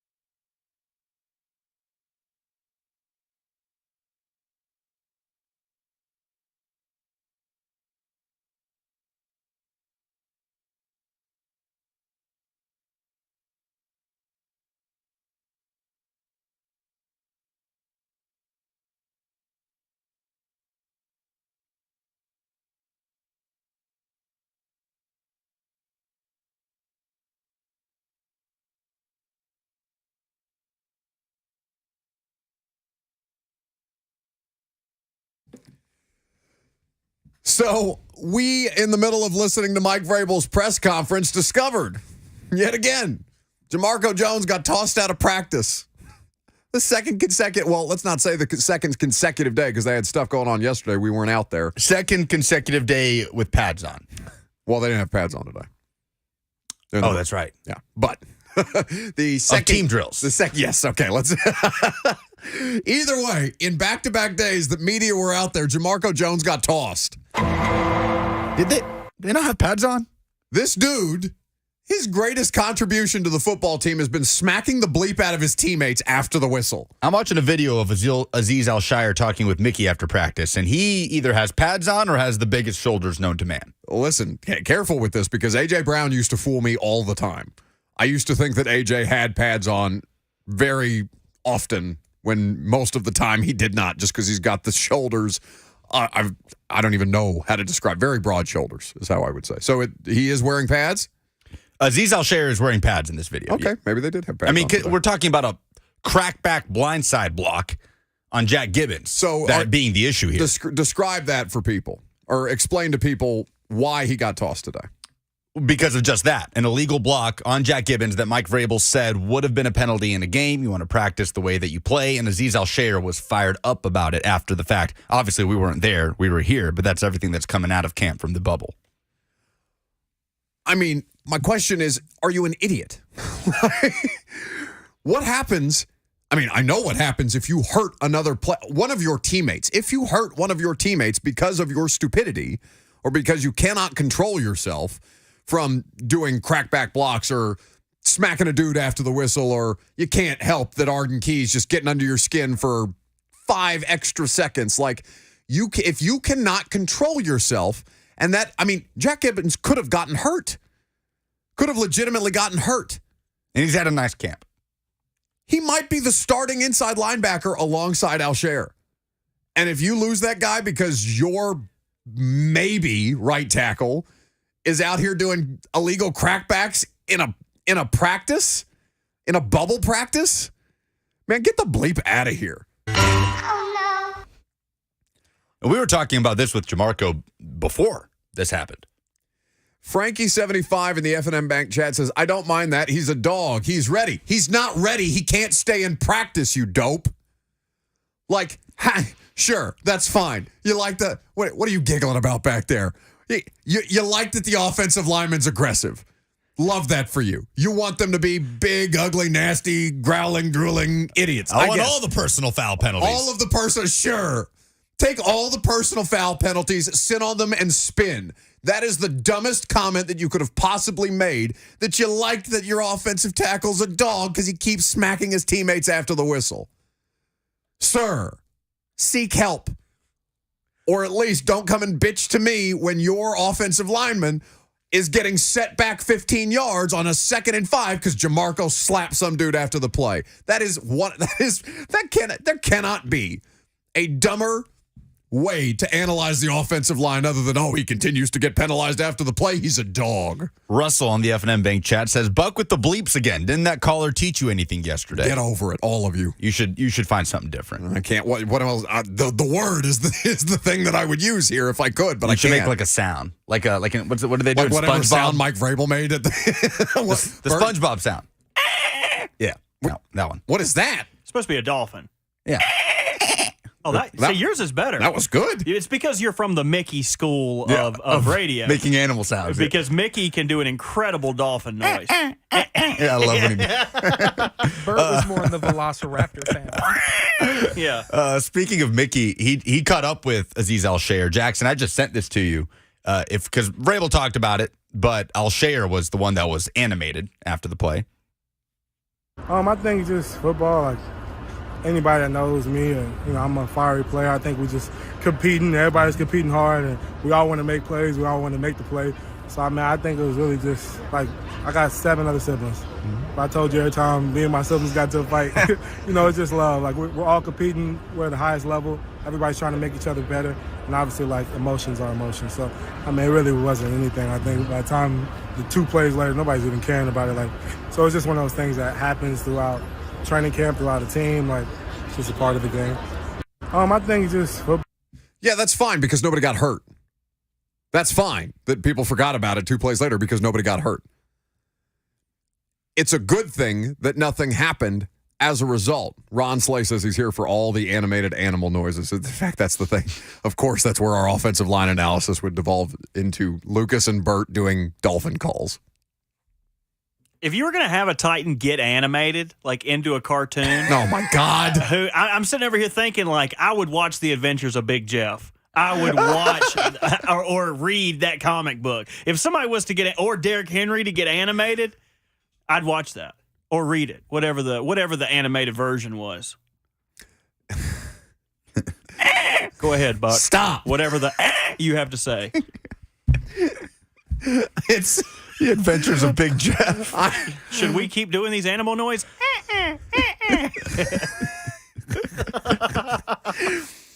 Now I want to come up with like a cast of characters in the Big Jeff animated comic series, like Captain Underpants. You guys ever read Captain Underpants? Oh, yeah. I did, Are you kidding of me? course. I those like you would get those magazines right before the book fair, and you would circle all the different, whether it's Shaq and Kobe, and there were Shaq and Kobe like coloring books, or you'd have the Adventures of Captain Underpants, or the Pokemon like novels that they had for a while there. Like all those things are very, very vivid in my memory from like 2nd and 3rd grade. The Scholastic Book Fair. What a day that was. I remember people used to bring their money in, right? Kids used to bring their money in, and we would always keep it in our lockers. The period before we would go to the book fair, I'd always be like, I got to go to the bathroom. And I would house some people's book fair money. They'd be like, how the heck does this kid have $30? You were robbing people's book fair money? I would say I was Robin Hooding the knowledge to myself. You know what I mean? I needed books about dinosaurs. And would you say that paid dividends for you? I know how to make animal noises, don't I? Look how he turned out. I turned out just acting fine. All right, fine. Let's test your scholastic improvement.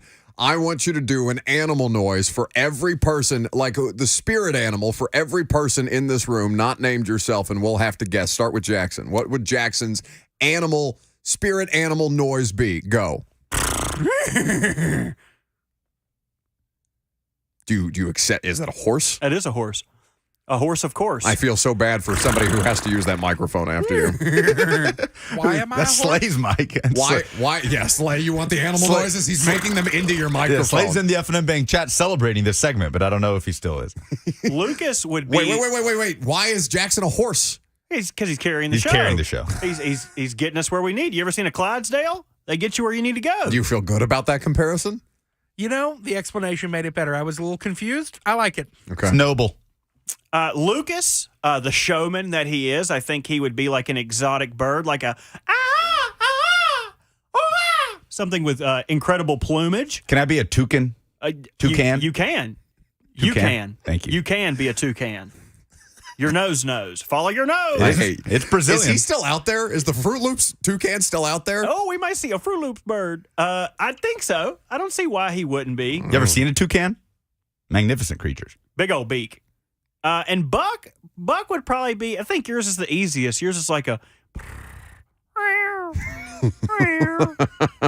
one of those cats. Not the cats that say the nice meows, the ones that complain a lot. They're like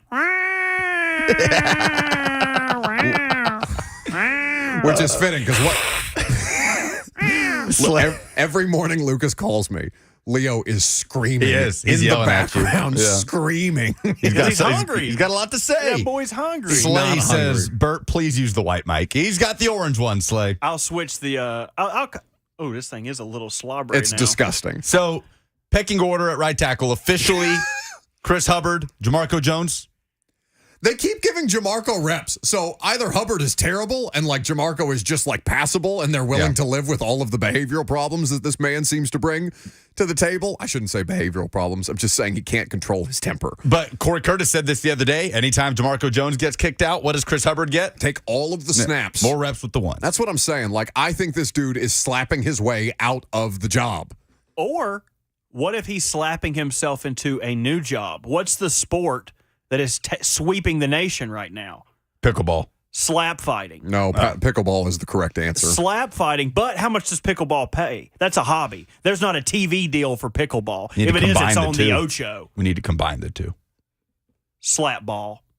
Will says Buck is a donkey. please make a donkey sound for Buck. I love how politely requesting a donkey sound. Donkeys are mean, man. Yeah, that's spot on. They kill coyotes. They yell, they bray, and they're stubborn. It sounds about right. They got bad hair, too. You want to talk to me about bad hair? You're lucky Lucas got a haircut. Don't go there. You're like, wait, what do you mean don't? He just went there on me. He has magnificent hair. Yeah, come on. He looked like he got electrocuted the other day. I look like Fabio. Call me Robbio. It was like it was throwing out of the front of his headset. His gamer headset that he wears, it was throwing out of the front like so. I've never seen it as unkempt or disheveled. He looked like he literally got into the bathtub with a toaster and then plugged it in. You keep talking to me like this, I'm going to try it out. Listen, Buck, on the primetime show, they love dogging me, and Buck, here, everybody likes me. I'm like the cool cat. On the primetime show, everybody dogs me and say I look like comic book guy off The Simpsons. Bert's not comfortable with the chat and how they are quick to comment on all of our physical appearances. Can't handle it. We'll see if we can handle some polls. Last call for phone calls coming up next before we turn this thing over to a more professional operation in Blaine and Mickey.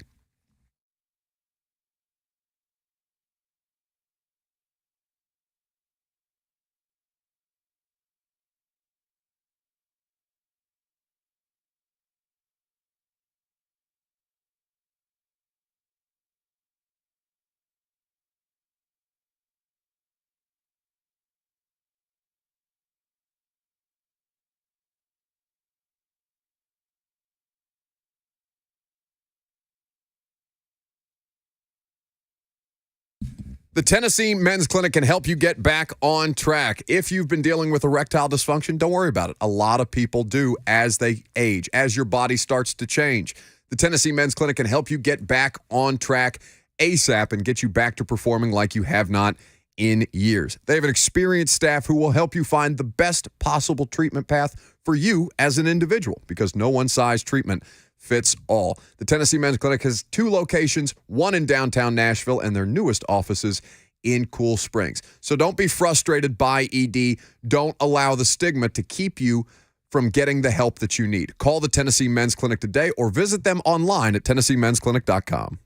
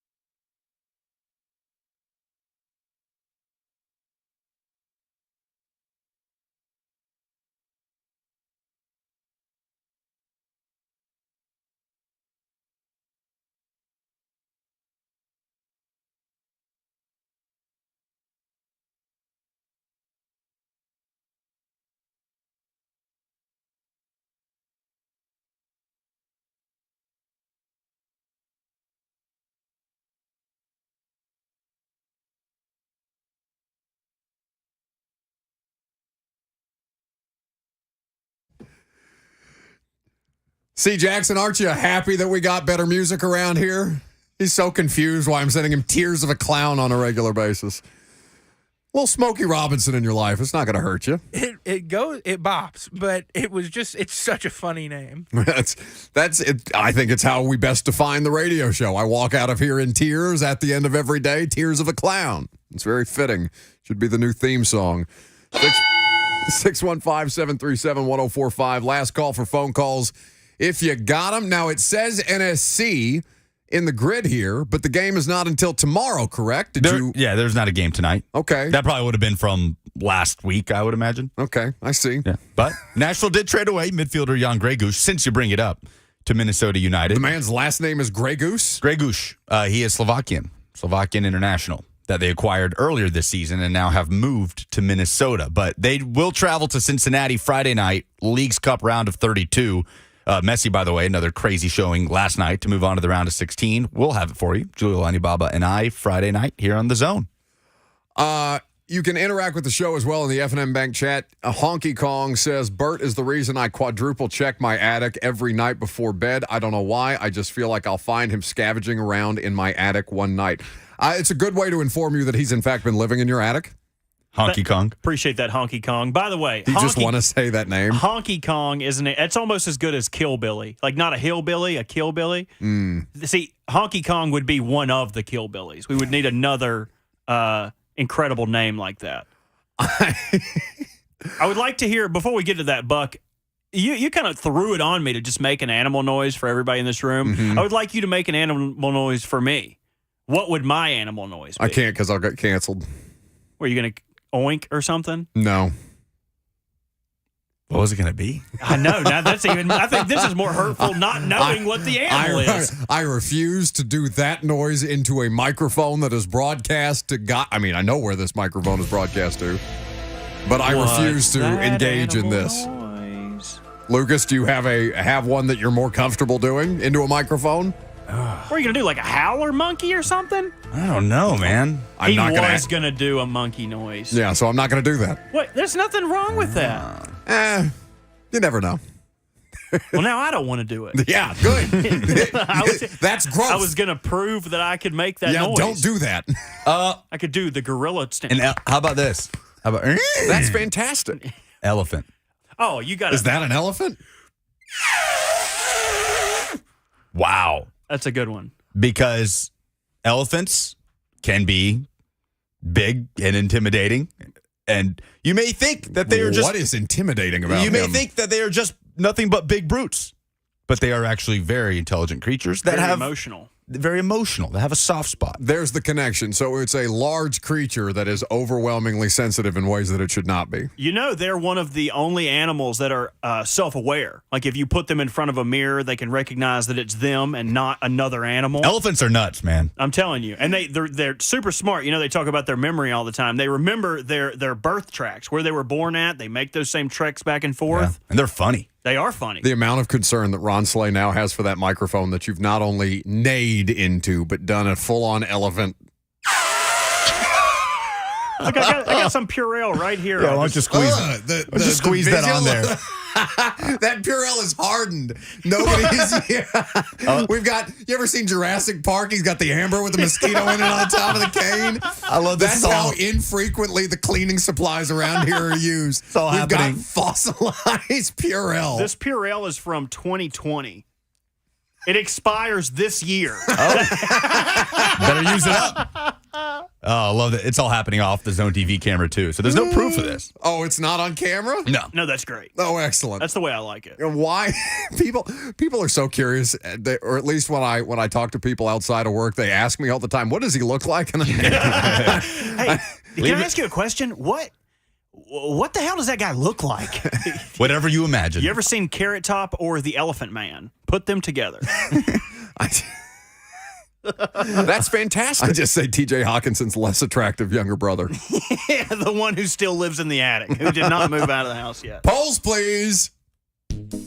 Hello, my name is Borat. There is a show in America called Buck Rising. I like very much. As a man named Lucas, like my producer Azamat Bagatov, will update something called Final Pollings. I'm very excited, very excited. Do it, Lucas. La la la la.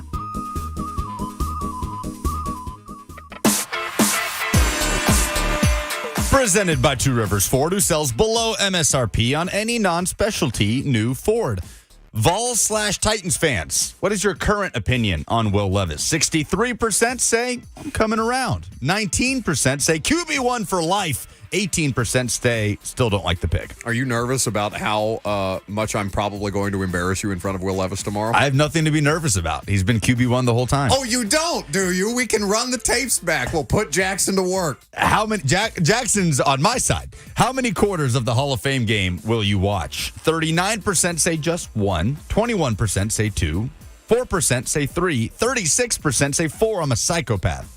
Actually watch. It'll probably end up being a quarter and a half. Like, it'll be on in the background while we do prime time tonight, but that's probably the extent of it. And then we'll talk to Coach Mack on Friday, and he'll tell me that he's charted every player that played a snap in that game. Which NFL team feels the worst about its QB situation? George says probably Tampa, but it could be the Niners. Hard to know how Purdy will come back from injury, and Trey Lance remaining a big question mark. I mean, he's medically cleared, Purdy is, so I don't know. I guess that's probably a TBD type situation. Tampa can't feel good about their options. Can't feel great. Baker Tampa and has Kyle to be Trask. looking around at Kyle. I mean, you remember watching Kyle Trask in that preseason game in joint camp while we were in Tampa? Whew. But for me, I could see Baker just winning that job, and it's not going to be great, right? And maybe you can stay afloat in that division. But for me, the answer may be Washington between Sam Howell and Jacoby Brissett. That's one that I could see being the most uncertain throughout the course of the year, just flip-flopping back and forth. Brissett, though, at least I know Jacoby Brissett has been a competent starting quarterback in the NFL for a period of time at this point. What are your 2023 expectations for the Vols? Karen says 10 wins and crushing South Carolina for revenge. Well, South Carolina, I think, is going to be a good game, like a fun and competitive game this year for Tennessee. But I would say no less than 9 wins should be the expectation heading into this year. Yeah, I think 9 wins should be the floor when it comes to expectations, and those are the polls. Very good. And that's the show.